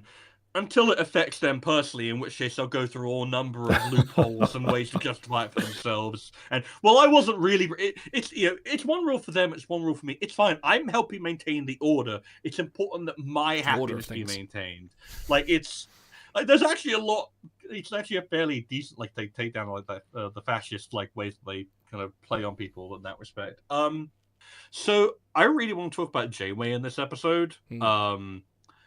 I think this is a really good. If you had to take a single episode and use that and blow it out as what you would want Janeway to be, that sucked out. I think this. Correction, sir. That sucked.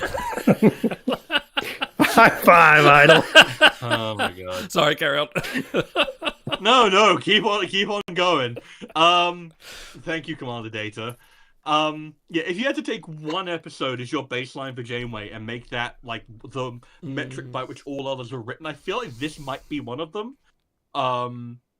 Because she's incredibly intelligent, she's canny, she is scientifically inclined, she's manipulative in a way, because it's not just the way that she plays Kashyyyk, but also the line about, a lot of those admirals and I were on a first-name basis, because she's a full-on Starfleet brat who had a dad who was an admiral as well. Yeah. And then you also get a degree of she's a woman captain, she's alone, she has to be held apart from her crew. And it obviously weighs on her in a way captain. and it weighs on her in a way that it kind of doesn't weigh on a lot of the other captains, I feel. And it's just if I could have this as the solid benchmark rather, that she is held to, I would kind of want it to be this, because it's this is a very intelligently written Janeway. She's very internally consistent, and Janeway a lot of the time sometimes is not that. You do get different facets of Janeway of different episodes. You kind of get the more Commando-esque Janeway, with episodes like Macrocosm or Year of Hell, where she's sort of held for leather, just sort of very determined, and and this one is definitely her more almost manipulative side of things, but also very sort of intelligent. Yeah. I mean, I guess she's manipulative. I would call it counter manipulation, because I don't think she would do it unless she had reason to believe that the other person would do it to her first, because she doesn't roll like that. If we are picking one episode, you're gonna hate me. I think it might be Resolutions. I talked about it recently. It's she's a scientist at heart. She doesn't get to do it very often, and so there are a few moments in this episode. One where she walks into the cargo bay and starts immediately tinkering with the transporter thing. She's not hands off. Picard wouldn't necessarily do that. He'd have Data do that, and he would make some comments. And then when they're in I almost said 10 forward in the galley, where they're analyzing the wormhole patterns. She enjoys that. She doesn't get to do that all that often. So I think that's part of the reason she gravitates to 7 is because they have a lot of sciencey stuff they can do together. But that's my thoughts on that. Awesome. It always comes back to Resolutions, Roto. That's the last one. Look, it is a good. If you're going to talk about Janeway romances, you can't not have Chakotay in that conversation as well. I have something. All right. Go on. My memory of a pull of the episode. The original pitch for the episode was focused on 7 of 9. The refugees were hiding in Voyager's landing struts, and when Voyager's forced to land, 7 risked her life to take the refugees into neutral space. Janeway's romantic stories, however, were originally to have been with someone quite different from Kashyyyk. Quote, the original love interest was one of the people who were victimized. Story editor Nick Sagan went on to say, the writers pitched it to me as a story about aliens hiding on Voyager. Think of it as the Diary of Anne Frank on Voyager. Those all sound like really interesting ideas to me. And because I read that earlier today, I thought about it for a little while. Did they kind of softball it? Because those are all a little bit more intense. And they end up focusing on the romance and the back and forth. I mean, not every episode needs to be really heavy. No, but I mean, you can have excuse me, my voice is giving up tonight. You can have stories that are at the backdrop of more serious occasions. I'm sure there is some, what was it? Gone with the Wind. It's set at the backdrop of what it is as a romance story in the same kind of context, but underneath is something a larger story being played out. And this is, like I say, this could use a few more episodes to get to maybe more hard hitting stuff like that. But I do love the comparison to the Diary of Anne Frank, because it kind of is like, the Jewish people's, trying to be smuggled out of Germany or out of Europe as well to try and be saved after the Nazi occupation. This is 1-to-1 exactly that. And this is, and again, there are lots of tales of people collaborating with the Nazis in time, and to either save them or to work with them, and being in exactly the same situation that Janeway's in. And it's, again, we laugh about talking about fascism, but this is exactly inspired by World War II. Like there's no doubt about it. And I think I think if they had gone heavier, if they'd have gone a bit more explicit, it might not have been as good, because I think there are I can't think offhand, but there are definitely some Star Trek episodes that do deal with this as a heavy concept of sort of. I mean, a lot of DS9 Bajoran episodes kind of go into that. Yeah, exactly, and there's a place for that. But I think this being a backdrop of something else doesn't hide the fact that this is still a serious topic. I think they still do address that in itself.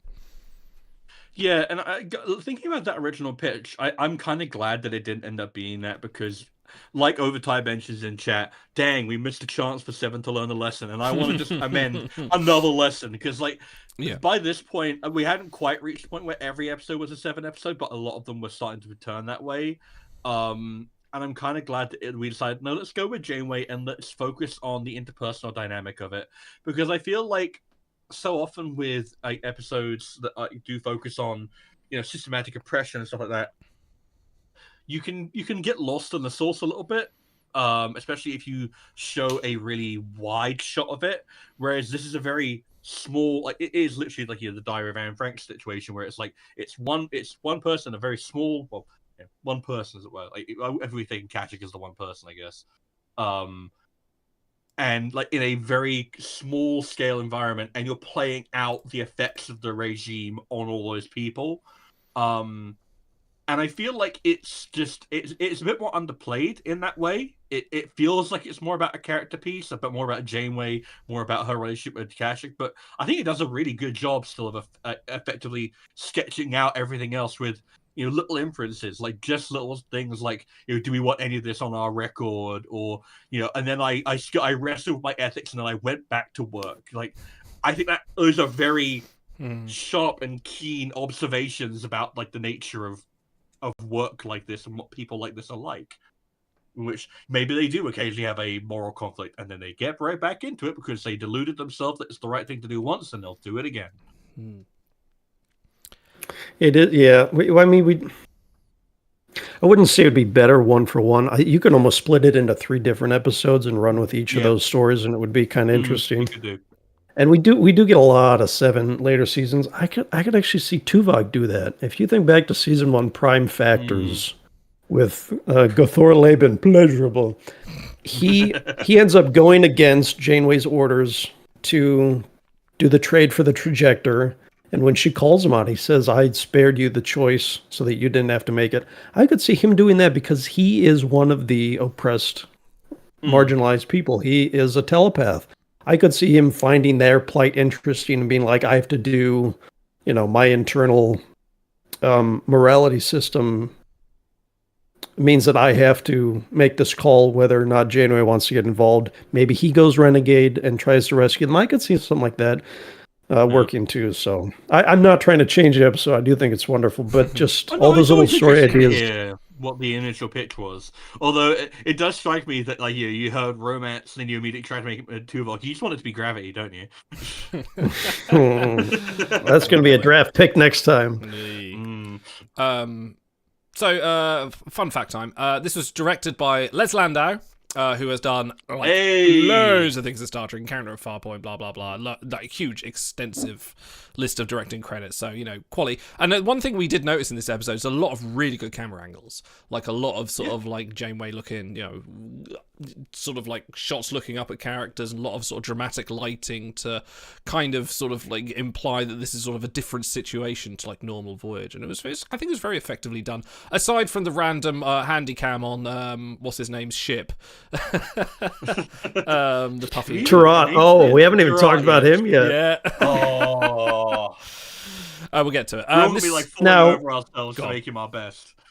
Now, look, I don't want to burn us out on this, but we are doing a draft of like our favorite episodes remaining. So if there's an uptick in Hall of Awesome inductees in this line of reviews, I wouldn't complain. So I'm just saying, this is your episode, but the guy was so phenomenal.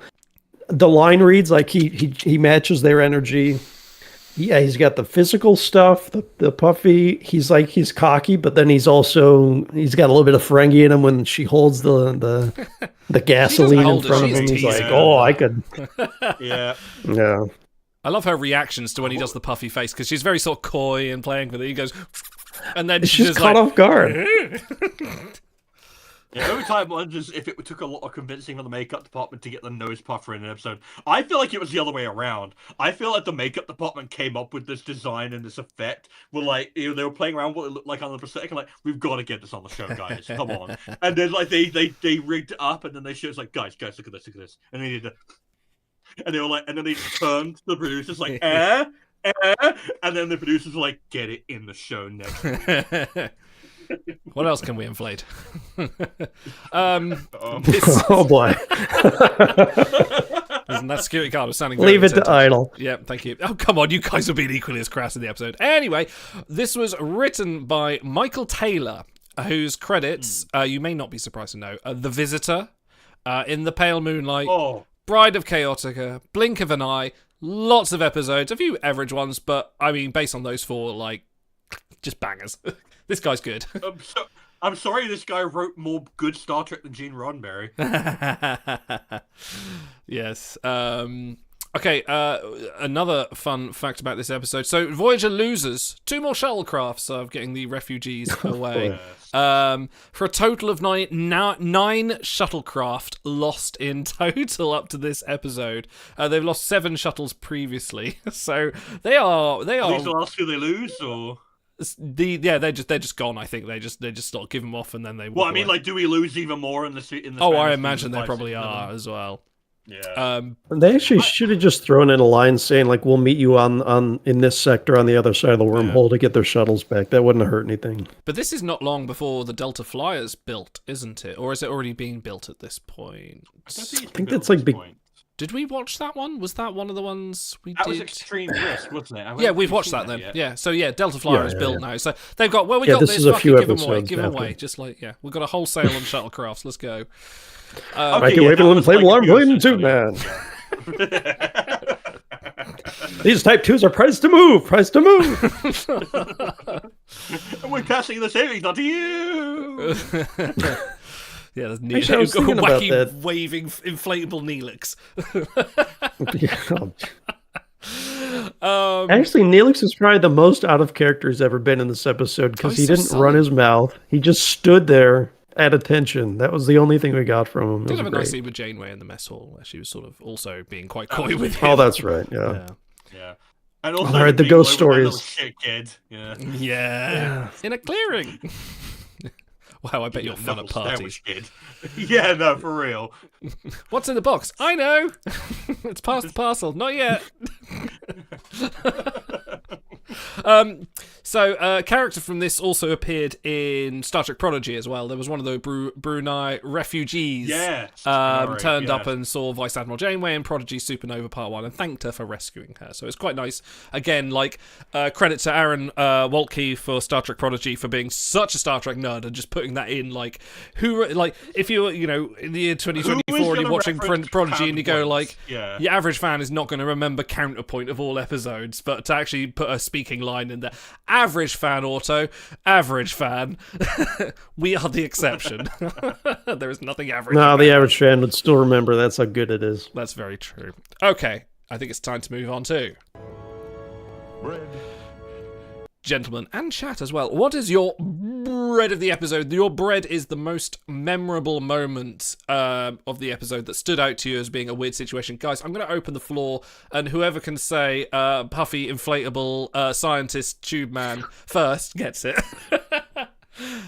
He's just such a good effect. It's such a simple... You can really tell what it is. It's a tube. That's all it is. But it's done with such elan and such grace. I'm trying to think of what was the other thing? There was another effect that was literally just like a tube that was just like squirting. I think it was like another episode, like maybe in TNG. Well, I know in the cage. Yeah, it's Insurrection. Think of Insurrection and Rafu's head bleeding. You know, like he goes no, and then like his head just starts like bleeding open. Yeah. Like, and that is also just a tube with someone on the floor. How many tubes does it take, flowing Admiral? into it. Yeah. And it's like I love prosthetic stuff like that. And like you said, Otto, like his performance is so perfectly calibrated. Like I wonder how many takes they had to do for that, because I feel like it was either they got it done in one or they had to do a lot. Professional. Yeah, I almost wonder. It's like every fucking flourish on that was so perfectly added just for the perfect clarity. And it's not a particularly funny episode, I don't think. But that one episode like kind of has enough levity in it to account for the rest of the screen time. It is a kind of nice little icebreaker, sort of in the middle of sort of like this kind of, I wouldn't even say like high drama or high suspense, because it is kind of casual with that sort of like floating intrigue, and the kind of in a very Voyager way that it kind of just sort of simmers on the surface. But it does do it is a good way to kind of get your attention again, and then when you break back into sort of like the science and the intrigue, it's sort of like, you know, your mind's a bit more aligned on what's going on. So is that your bread? That's my bread. It's Drott. Go on, Otto. My contractually mandated shit on New Trek moment here. That's part of the reason. Part of the problem I have is they will script those moments for them. They will give main cast funny lines to say. Sometimes they're hilarious. Sometimes they're groaners. But I feel like they're just more scripted nowadays. Where back then, like we were talking about, some of the line reads on the paper it would look flat, but Janeway delivers them or Turat delivers them in a way that you would never imagine if you were just reading the script. And I think that's where a lot of the incidental comedy comes from, which I really appreciate. So I could go Prax, but I won't. Believe it or not, the bread that always sticks with me is when they rematerialize the cargo containers at the end. They open up and the vegetables are the weird. They found the weirdest shaped vegetables they could find. Yeah, they don't look normal. It's not like a lot of potatoes and carrots. It's like, I know they're like alien vegetables, and that always sticks in my head. It's like, oh, that's so weird, those vegetables. So, it does remind me of that TNG episode where they open the barrels of the transporter and they're just full of like stinky fish, and it's for the Antideans. So it kind of reminds me of that. Yeah. What I had some breeze. Maybe it's all the Leola route and all of like the food waste from the galley. That's all Neelix crappy. I don't need that. I think they've used Leola root before, just ginger root as the stand-in for that, because it does look a little bit alien. Wasabi is some kind of like root. Yeah, I've used ginger root in cooking. It does look very alien. It looks like an alien fungus. It grows so weird. It's really a pain in the ass to peel as well, because you get the one little nodule. I was like, fuck it, I'm just cutting off. Anyway, we'll clarify that on Ginger Talks, where we'll spend like 3 hours talking about Ed Sheeran. No, my bread. Yeah, sorry, I should never mention his name. He'll turn up. My bread of the episode, just that bit at the end. Near the end of the episode, and it's similar to where you were, Otto. They've just opened the vegetables, and like Kashyyyk turns around and goes, "You created false readings." She goes, "That is the theme for the evening, isn't it?" And it's just like, it's so good because she's just got that sly gotcha grin, and that's the point where you go like, okay, this is how she's done it. She's worked it out. She's double bluffed him, double jeopardy. Let's go. That's such a good little moment, and then they just have that exchange afterwards. That was the point that's done. I'm sure there's a few other there's a lot of very good Janeway-isms in this episode, but that was the one that just kind of like brought it back full circle. It was like, there it is. Janeway is a badass. She's just manipulative and clever in all the best ways. Yeah, no, like I think that's like, if you were doing a top 10 of Janeway moments, I think that would absolutely be in there. Because it's like it's that Mulgrew delivery. It's like that is the theme for this evening, isn't it? It's just that's good. Change to music. You have to applaud the hustle. You have to applaud it. You have to appreciate it. Pure game. I'm sorry, Janeway. I didn't appreciate your game before. Okay, how about we go on to the best advice I can give you is to just be yourself. You're the worst thing that ever happened to Zek. You're the worst thing that ever happened to me. Actually, that's the second best piece of advice. In fact, you're the worst thing that ever happened to the entire Ferengi Alliance. No. Won't you stop saying that? One day I'm just going to ever so slightly like change parts of that to just like adding things like the Lower Decks intro every season. I'm just going to put something else in there. Well, one of these days I want you to play it, and then it does in fact go into the but it's Rom's nose. I want you to do that. Yeah, something like that. But it'll just get so long it ends up being about 8 minutes. So that's a great bit. Do it. It's almost that long already. It's true. Okay, best and worst moments of the episode. Let's start with you, Auto, this time. All right. They're both Janeway, ironically. Best moment in 10 Forward. I already mentioned it, but she can't take his eyes off Kashyyyk, and it's such a nice... I do wonder what the genesis of that is, if it was Mulgrew or if it was the director being like, all right, you're not sure if you trust this guy, give it this kind of... Or maybe she did a bunch of takes and the editors decided, we like this one. But it really does add a lot to the tension of that scene in the episode. You're just not sure. She's not sure. So how can you be sure? I really like that. It's a little nitpicky, but the worst moments at the beginning, her line reads are just a little bit... maybe this is cruel. It looks like she has Botox in her forehead for a few of those. Like her just from the eyes up, she's completely dead. And I don't know. It's just there's a few of those line reads that are I don't know. Maybe I'm seeing things, but it's like it's like she's acting just enough so that like the audience can follow along. I don't know. It puts me off. It's hard to explain, but that's my worst moment. So fair enough. I don't know. I feel like that was kind of like an intentional, like, to impress upon the audience. By the way, we've done this a million times, or enough times. It is, by the way, I can't let it pass. It is so cause and effect because they do the boarding and inspection thing like 4 times during the episode, and it's really fun to see what little tweaks they do in dialogue and shooting each time. Yeah, I'm going to hijack the best and worst here. I think the worst moment for me, it's not really any one particular moment, but there is a point where I think it kind of goes along with my complaint about like the romance being a bit rushed, which again can't be helped in a 45-minute episode. But it's they're in the mess hall. It's 2:00 in the morning. They're delivering coffee and they're doing science stuff, and I'm like, why just these two? Where's Tuvok? Where's Seven? Seven with our very few lines. Where's the rest of your fucking technical crew who probably could have some insights other than this random guy you hope to sleep with? Like, this is not productive. That's probably gonna be my worst moment. My best moment, I'm just going to repeat it. It's just the bit at the end. You get the double jeopardy, and she turns around and goes, "That is the theme for the evening." And it's a little rush of satisfaction. You go like, "Yes, the episode. This is, yeah, she's got him." Janeway maneuvered him, and no children lost this time. I always say if you're going to have a high point, do it at the end. And you might like this poll. Actually, you didn't watch too many of that.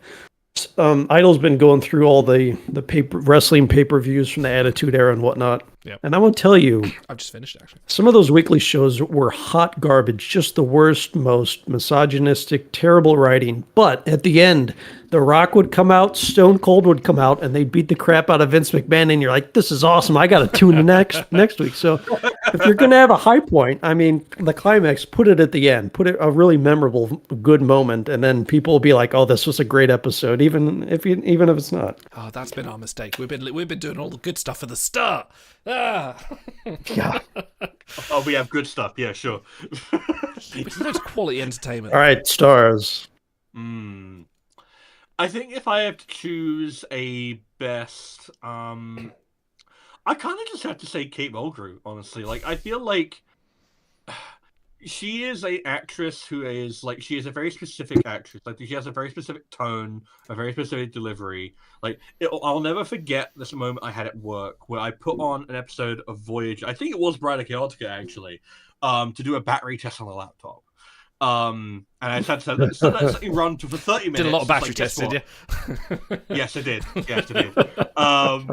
I guess what? I've lost my job now, so I don't do them anymore. But not for those reasons, though. We should stress you got made redundant. Yes, not for those reasons. No.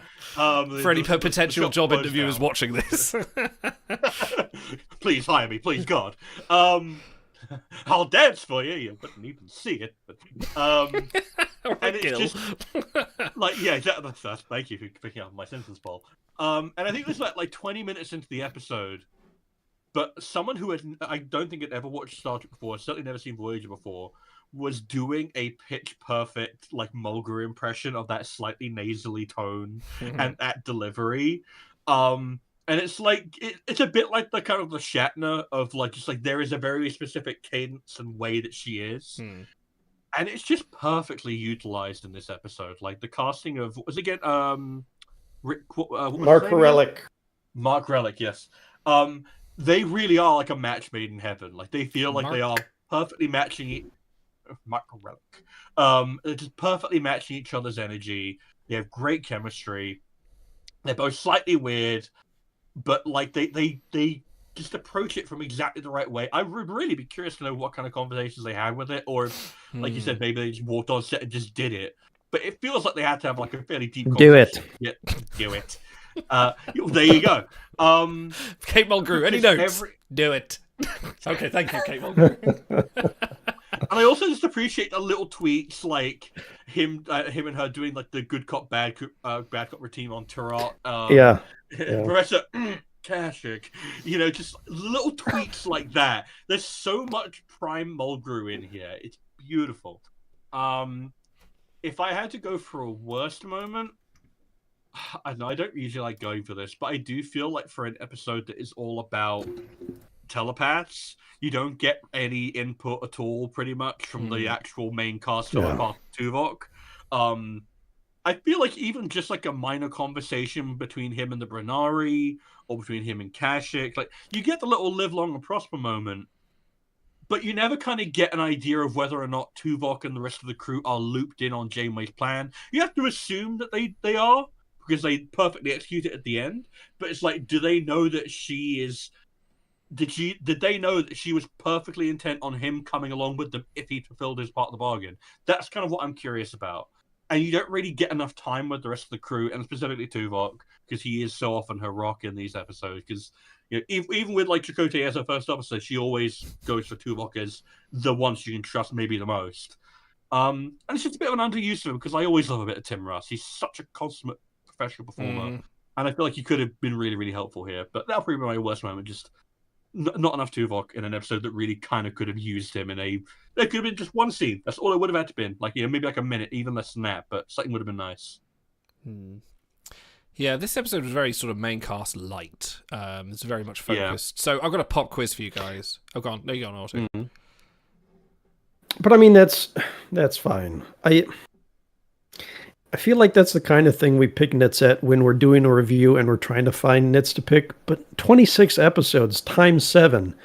Yeah. Of course you're allowed to have one where it's just a romance between two people. And so, I don't begrudge anyone for picking those nits, but also it doesn't really bother me. If they did it like 3, 4, 5 episodes in a row where like, oh my God, all we get is 7 and Doc, 7 and Doc, 7 and Doc, and people have those complaints, then it starts to wear on you. But for like a one-off, it is what it is.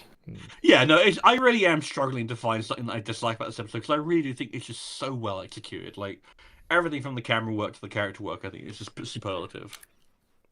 Okay, pop quiz for you, because I've been annoying Auto recently by keep posting facts about word counts. Oh, is it word count? Okay. This is gonna be a fun one. No, this is good. I love doing this. I don't know why. It's so dumb that I've started this, but it's great. For anyone who don't know, I'm currently counting how many words, and I'm not literally counting them. I have automation software doing this.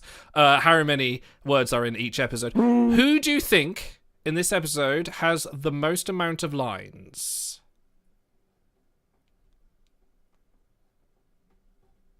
Can I take a random guess and say that it isn't Janeway or Kashyyyk? It's gotta be. That is incorrect. It is no, you take one, I'll take the other. Stars. All right, I will guess that Kashyyyk has the most lines. Okay, all right, I'll take Janeway. Well, I'll take Janeway. Stars, you have won. The Romulan rubber ducky. Yes, Kashyyyk does have. Just use that trigger. I know, it's great. I love Star Trek Scouts. I need to catch up on it, actually. Kashyyyk has the most amount of words in this episode. Fun fact as well, of all the main cast... Hold on, you said lines, and then you said words. Is it lines or words? It's words. Or both. Words. Okay. She beats him Well, out. that's not what the question was. Okay, good point. Well made. I will actually say, I don't have lines, but I do have words, as Kashyyyk says more, sentences. Okay. Janeway says more. By 6, she says 6 more sentences than she does. So I demand a recount then. We could tell you both what, be you right. can also have a... Romulan rubber ducky. You can have one of those as well. That's fine. They're free. Yeah, why am I arguing this point? I don't want one of those. See? So, of all the main cast, none of them get more lines than both Prax and Torat. They also have 3rd and 4th billing for the main cast. Are like completely neglected this episode. They are just there as furniture for like, you are being paid. But you know, that's fine because easy day of work for them. They got paid. Oh yeah. All right. So if it were very main cast heavy, I'd be like, well, then what were the point of the guest stars? It feels very formulaic. If it's this way, I'm like, oh, it gives it a nice different feel because we're doing. So it's like you can kind of pick either way. But I think, like I said before, it'd benefit from maybe being a 2-parter and just having a little more. And like the Devore being this huge empire, this race of species in the Delta Quadrant, we see them one episode. Like you feel like that. Like we see the bloody Kazon, a bunch of bloody scavengers with like jalopies, fucking roaming around most of the Delta Quadrant in the first 3 seasons, but we never see the Devore again. Okay, fine. Okay. By the way, what did we give Kashyyyk on the himbo scale? Was it like a C? Shit. I think it was pretty high. I think. Oh. I think we definitely I think I would have rated him high. Would have to go back. Check the tape. All right. I want to recount.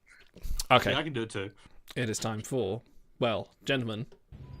I can show you my rating code. Schiller rating 3.5. Associational rating norm -3. That's much too low a rating. Is not accustomed to seeing an unsatisfactory rating on a member of my crew. Are we going to see an unsatisfactory rating on the member of this episode roster? Stars, I'm going to need a stunning Schiller rating code from you, please. Idle, your Schiller rating code for this episode is Counts of Prax out of 10. Just keeping it simple. Fantastic. Okay, Stars, since this is your episode, summarize how many Counts of Prax out of 10 are you going to give this episode? It's not Counts of Prax, it's Counts of Prax! Oh, sorry, I'll change that in the text. Prax! Thank you, it's important. More A's. It's important. I pre-rated this a 9.5 Counts of Prax out of 10. I feel like I stick by that rating. I think that this is exactly what it needed to be. Like, also, you mentioned that the initial pitch and the initial idea, and I think that, like, in another world, sure, like, that's a good episode that I wouldn't have minded having instead of something a bit lesser in season 5. Like, swap it out for something I think in season 5 that isn't as good. But I would never want it instead of Counterpoint. I think the Counterpoint is one of those episodes. Like, there's a reason I picked it for my draft because we haven't done so much of Voyager. We haven't done pretty much all of the good episodes of Voyager, like the ones you really like apart from Relativity and like Timeless and stuff like that, which we have done. But there's so much good Voyager to review, and I feel like this is absolutely like if I had to do like a top 10, 15, this would easily make it. I don't know where it would sit. There's a lot of good Voyager. I know that people who are down on the series, I wouldn't say there is, but there is. And this is just so quietly competent in a way I really admire. Like the camera work that we were talking about is just, it's perfectly done to capture the emotions, and it's like there's a really lovely little bit of it's like playing with the focal distance where it's like Janeway in the foreground, and then I think it's like Chakotay and Tuvok in the background, and then like the focal like she goes out of focus, focuses on them, and then it goes back again to her, and it's just like it's a little bit of flair, a little bit of Dutch angle, a little bit of dramatic lighting, a little bit of slightly canted camera. It really does add up and make it feel a bit more intimate and a little bit darker. It's just really, really well done. The dialogue is really snappy and just very, very to the point, very memorable. Lots of like really, really good lines in here. The makeup department is absolutely on point. Like the Devore are a fairly boring rubberhead alien, but then you get one of the coolest one-off designs who's only there for 3 minutes to be cool and funny. You get some fun little sciencey bits and pieces. You get a bit of classical music. You get some classic World War II shenanigans, which Star Trek in particular love to pull on. Can we not refer to the World War II shenanigans? Well, yeah, you know what? Guess what? We're heading a little bit of horse anyway. A little bit of horseplay in the European theater. Yeah. Hey, I'm allowed to say it. a lot of DS9 of this exact period like played on to a lot of those tropes for a good reason, because it makes for compelling drama, and it really does here. Like, and everyone gives an excellent performance. It's just a extremely, supremely well executed bit of Voyager. I give it a 9.5 counts of Prax out of 10. Fantastic. Okay, go on, Auto. How many counts of Prax are you going to give this one? All right, so I'm going to agree with one thing you said and disagree with one thing you said. My disagreement is that actually, I think they showed enough of the Devore, because they're essentially a bunch of ICE thugs coming to check, in the attic for stowaways. How much personality are you really going to show from that subset of people? But I said when we were watching, I think the fact that you have Prax next to Kashyyyk, they play off each other. It makes Kashyyyk look a lot more sympathetic and human, because Prax is such an NPC next to him. So I think they actually do give you enough, considering who they send, as the slice of the Devore. So I think they give you enough. What I will agree with, though, is Voyager Season 7, Night, Drone, Extreme Risk, Timeless, 30 Days, Late in Image. They're very serious, heavy episodes. And really, up until Counterpoint, the only light one you have is Once Upon a Time, the Trevis and Flotter one. Oh, yeah. So, the fact that they went kind of lighter, if you can call it that, it's still kind of heavy. The fact that they focus on romance does help it in the run of shows. Like, it fits in there much better. What am I going to give this? I'll give this a 9.3 counts of Prax out of 10. Thank you. Let's see.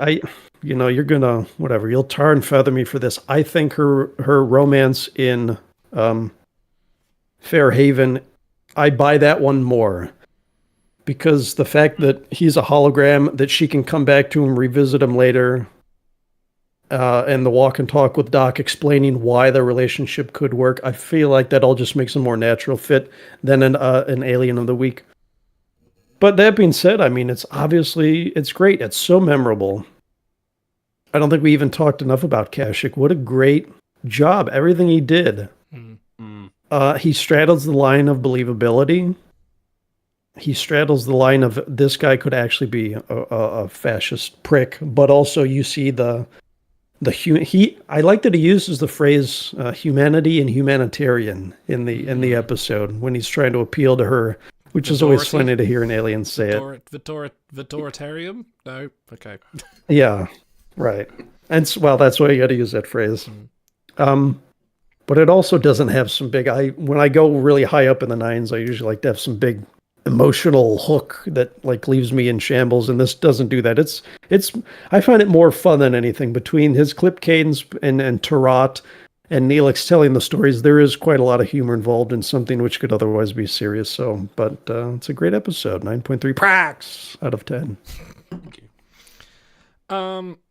Yeah, I did thoroughly enjoy this episode. It hits all the right notes for being just a good 45 minutes worth of television. And it's one of those cases you never really look at the clock and you look down and go, it's nearly over. And I think, as I've said before, I would have liked to have seen more of this episode or more of this theme expanded and had the romance sort of investigated a little bit more and sort of analysed a bit more and gone more into because they find this ship scanning it and they scan it and they go, he's on there, he hails, he goes, I'm coming aboard, I'm defecting, and they're like, great, come aboard, you gotta have a security guard and we've turned off your replicator, so if you need any food, gonna have to risk it with Neelix. But so there's a bit, like I said before, it's 45 minutes, you got your time. I think they balanced it fairly well. We do get a romance in there as well, and it seems to be fairly natural, but you've got that little overarching point of who's believing who. There's a little bit of catfishing going on, a little bit of Jeopardy, there's all sorts of not the double bonus type of Jeopardy starring Big McLarge Hughes. That would be a different episode altogether, although I kind of want to see it. But no, this is. Sorry, I'm random. I'm so tired today. I'm on a. That would be a different episode altogether. Yes, it would. It would be a playing gag. It's an entirely different kind of flying altogether. Thank you. They're on instruments. I do appreciate a good Zucker joke. By the way, watch the new Naked Gun. It's very good. I forgot my point. Yeah, I'm going to give this... I'm going to summarize it very quickly. I'm going to give this 9 counts of prax. I think there are a few things I thought could make the episode better. It fits in one of those weird spots as well, where it's sort of kind of like, could this have been an episode of Voyager? Could this have been an episode of DS9 in the the Gamma Quadrant? Could have been, we used to have that section, what other crew could do this? And I kind of think this also could have been a DS9 episode. Could have been an Enterprise episode as well. I was actually thinking that Enterprise would be my pick for that. Yeah, maybe like a Xindi type thing. Yeah. Definitely something on those lines. So no, a solid 9. This is it's just quality. It's just like, it doesn't do anything amazingly like as one of the most outstanding episodes of Star Trek that we've ever watched. Like the things we rate 10. But it's not slacking. It does its job and it does it really, really well. And it's not often we kind of can say like this average episode is really good. This is kind of what I would say. Yeah, I think that's one of those things. It's not to the highs of like Relativity or Someone to Watch Over Me or like Timeless, but it's also just a case of like it's such a high baseline. Like so much of Voyager of this period is so very good that this is like average. Yeah, well, I would say like I was thinking about this. It's the difference. It's like it's not aggressively average, it's mildly amazing. Like it's the opposite. There's like no, you're not wrong. Yeah, it's a weird balance. We're all 9 or above. I think you might be underselling. Yeah, either that or that's what I mean. Like ratings too high. If you were to provide like a top, would you put this in your top 20? Like this episode? A Voyager, absolutely. I think it's a top 10 Voyager. Because we're racing between all of Star Trek here. Like, so I'm thinking like. I mean, if you're asking me, I put it in my 15 episode draft. This is my. You did, yeah. Where did I put this in my draft? I think this is my second or third pick. This is my second pick. I picked this before First Contact. So the scene, the encapsulation of why I like this episode. The scene where they're talking with the Brunari in the galley, and they're like, could he be telling the truth? Maybe not. We'll have to find out. I'd said at the time, it's a choose your own adventure, and I like the episodes where they present you one of two and you have to try to figure it out as you go. It's not just a narrative that you follow along with. It's almost like it's actively encouraging the viewer to go, which one do you think it's going to be? And that kind of helps hook you into the episode. So I like that they're as upfront with that choice as they are, where they're like, it could be A, it could be B. You'll find out in about 15 minutes. So I think that helps keep you hooked. Yeah. Yeah, it's got like that kind of that mystery aspect, a little bit thrillery. It's pretty fun. Overtide says, is this and Wrath of Khan for stars? That's it. That's all Star Trek is. I mean, if we're talking about how, like, if you want to go with that argument about what, the motion picture versus Wrath of Khan, if you want to talk about exploration of humanity and big. Obviously, like, Wrath of Khan does that a lot as well, but you want something a little bit more sedate, don't you, Idol? It's like kind of like how you go with that. This is a bit more in line with the motion picture than it is with Wrath of Khan, really, in terms of tone. And like, no one fires a phaser in this episode. There's a lot of pointing. Do get a torpedo. Do get a torpedo. You get a torpedo, but there's no guns are fired at a person. That's important. You have to open your mind to what Star Trek is. No one said about DS9's The Visitor, well, it doesn't have enough of the main cast in it, so it's not that good. No one's ever said that. Never said it was a complaint. You're allowed to have these personal stories. Okay, well, we've rated this an average of 9.3 counts of prax out of 10. We scored this just slightly higher than the Strange New Worlds pilot, which was at 9. Exact same score as Extreme Risk, which was also a Voyager season 5, and The Way of the Warrior, which I wasn't there for the only review I wasn't on, and I wish I was, but it's not as good, apparently, according to you guys, as Peak Performance. Or did I say you guys? Us, all of us. Not as good as Peak Performance, not as good as Charades, or Latent Image you rated higher. Charades. Oh, I love Latent Image. Latent Image was very good. Or Under the Cloak of War also scored higher. Oh, Under the Cloak of War. Okay, I kind of stand by those ratings, actually. I think, actually, of those we rated, talking to Voyager Season 5, we rated Timeless 10 and Night 9.8. So, yeah, Voyager Season 5, strong good shit. You have that rating, don't you, of all like the Trek shows as we add the numbers to them? Yes. Has Voyager shot to the top now? Oh, actually, good point, actually. I need to... Where is put Voyager? I'm curious. Don't ask him on the fly. Yes, Voyager is now... We've got up to 7.5. It's actually the top. Voyager's at the top at the moment.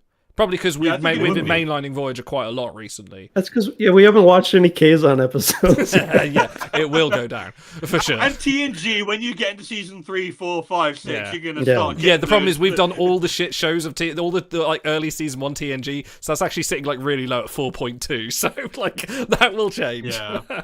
I should do a graph to see how we do it. Anyway, enough spreadsheet talk. We will be back next week with the amazing Overtired, our long-standing chat guest. Coming to do. What episode are we doing also? We are doing. DS9 Deep Space Nine's To the Death. To the Death. That's going to be an interesting one. Well, we'll see you then. As always, we'll see you next time. Come visit our Discord. All the usual gubbins. Got to find the right button to press. There it is. Is this the right button? Hang on. Is it? Oh, no, it's not that button. Ducky. Oh dear, got it wrong. Anyway, enjoy a Romulan rubber ducky. Live long, prosper. You didn't get that wrong. Ta-ra! What about you, Hooker? Well, I was thinking about Tahiti. What do you have in mind? I was thinking about dinner at my place about 8 o'clock. Why don't you make it 7? You can help me find a place to kill some new plants. Hey, wait a minute. How do I know you can cook? Hooker, trust me. Trust me. Now, where have I heard that before? Oh, come on.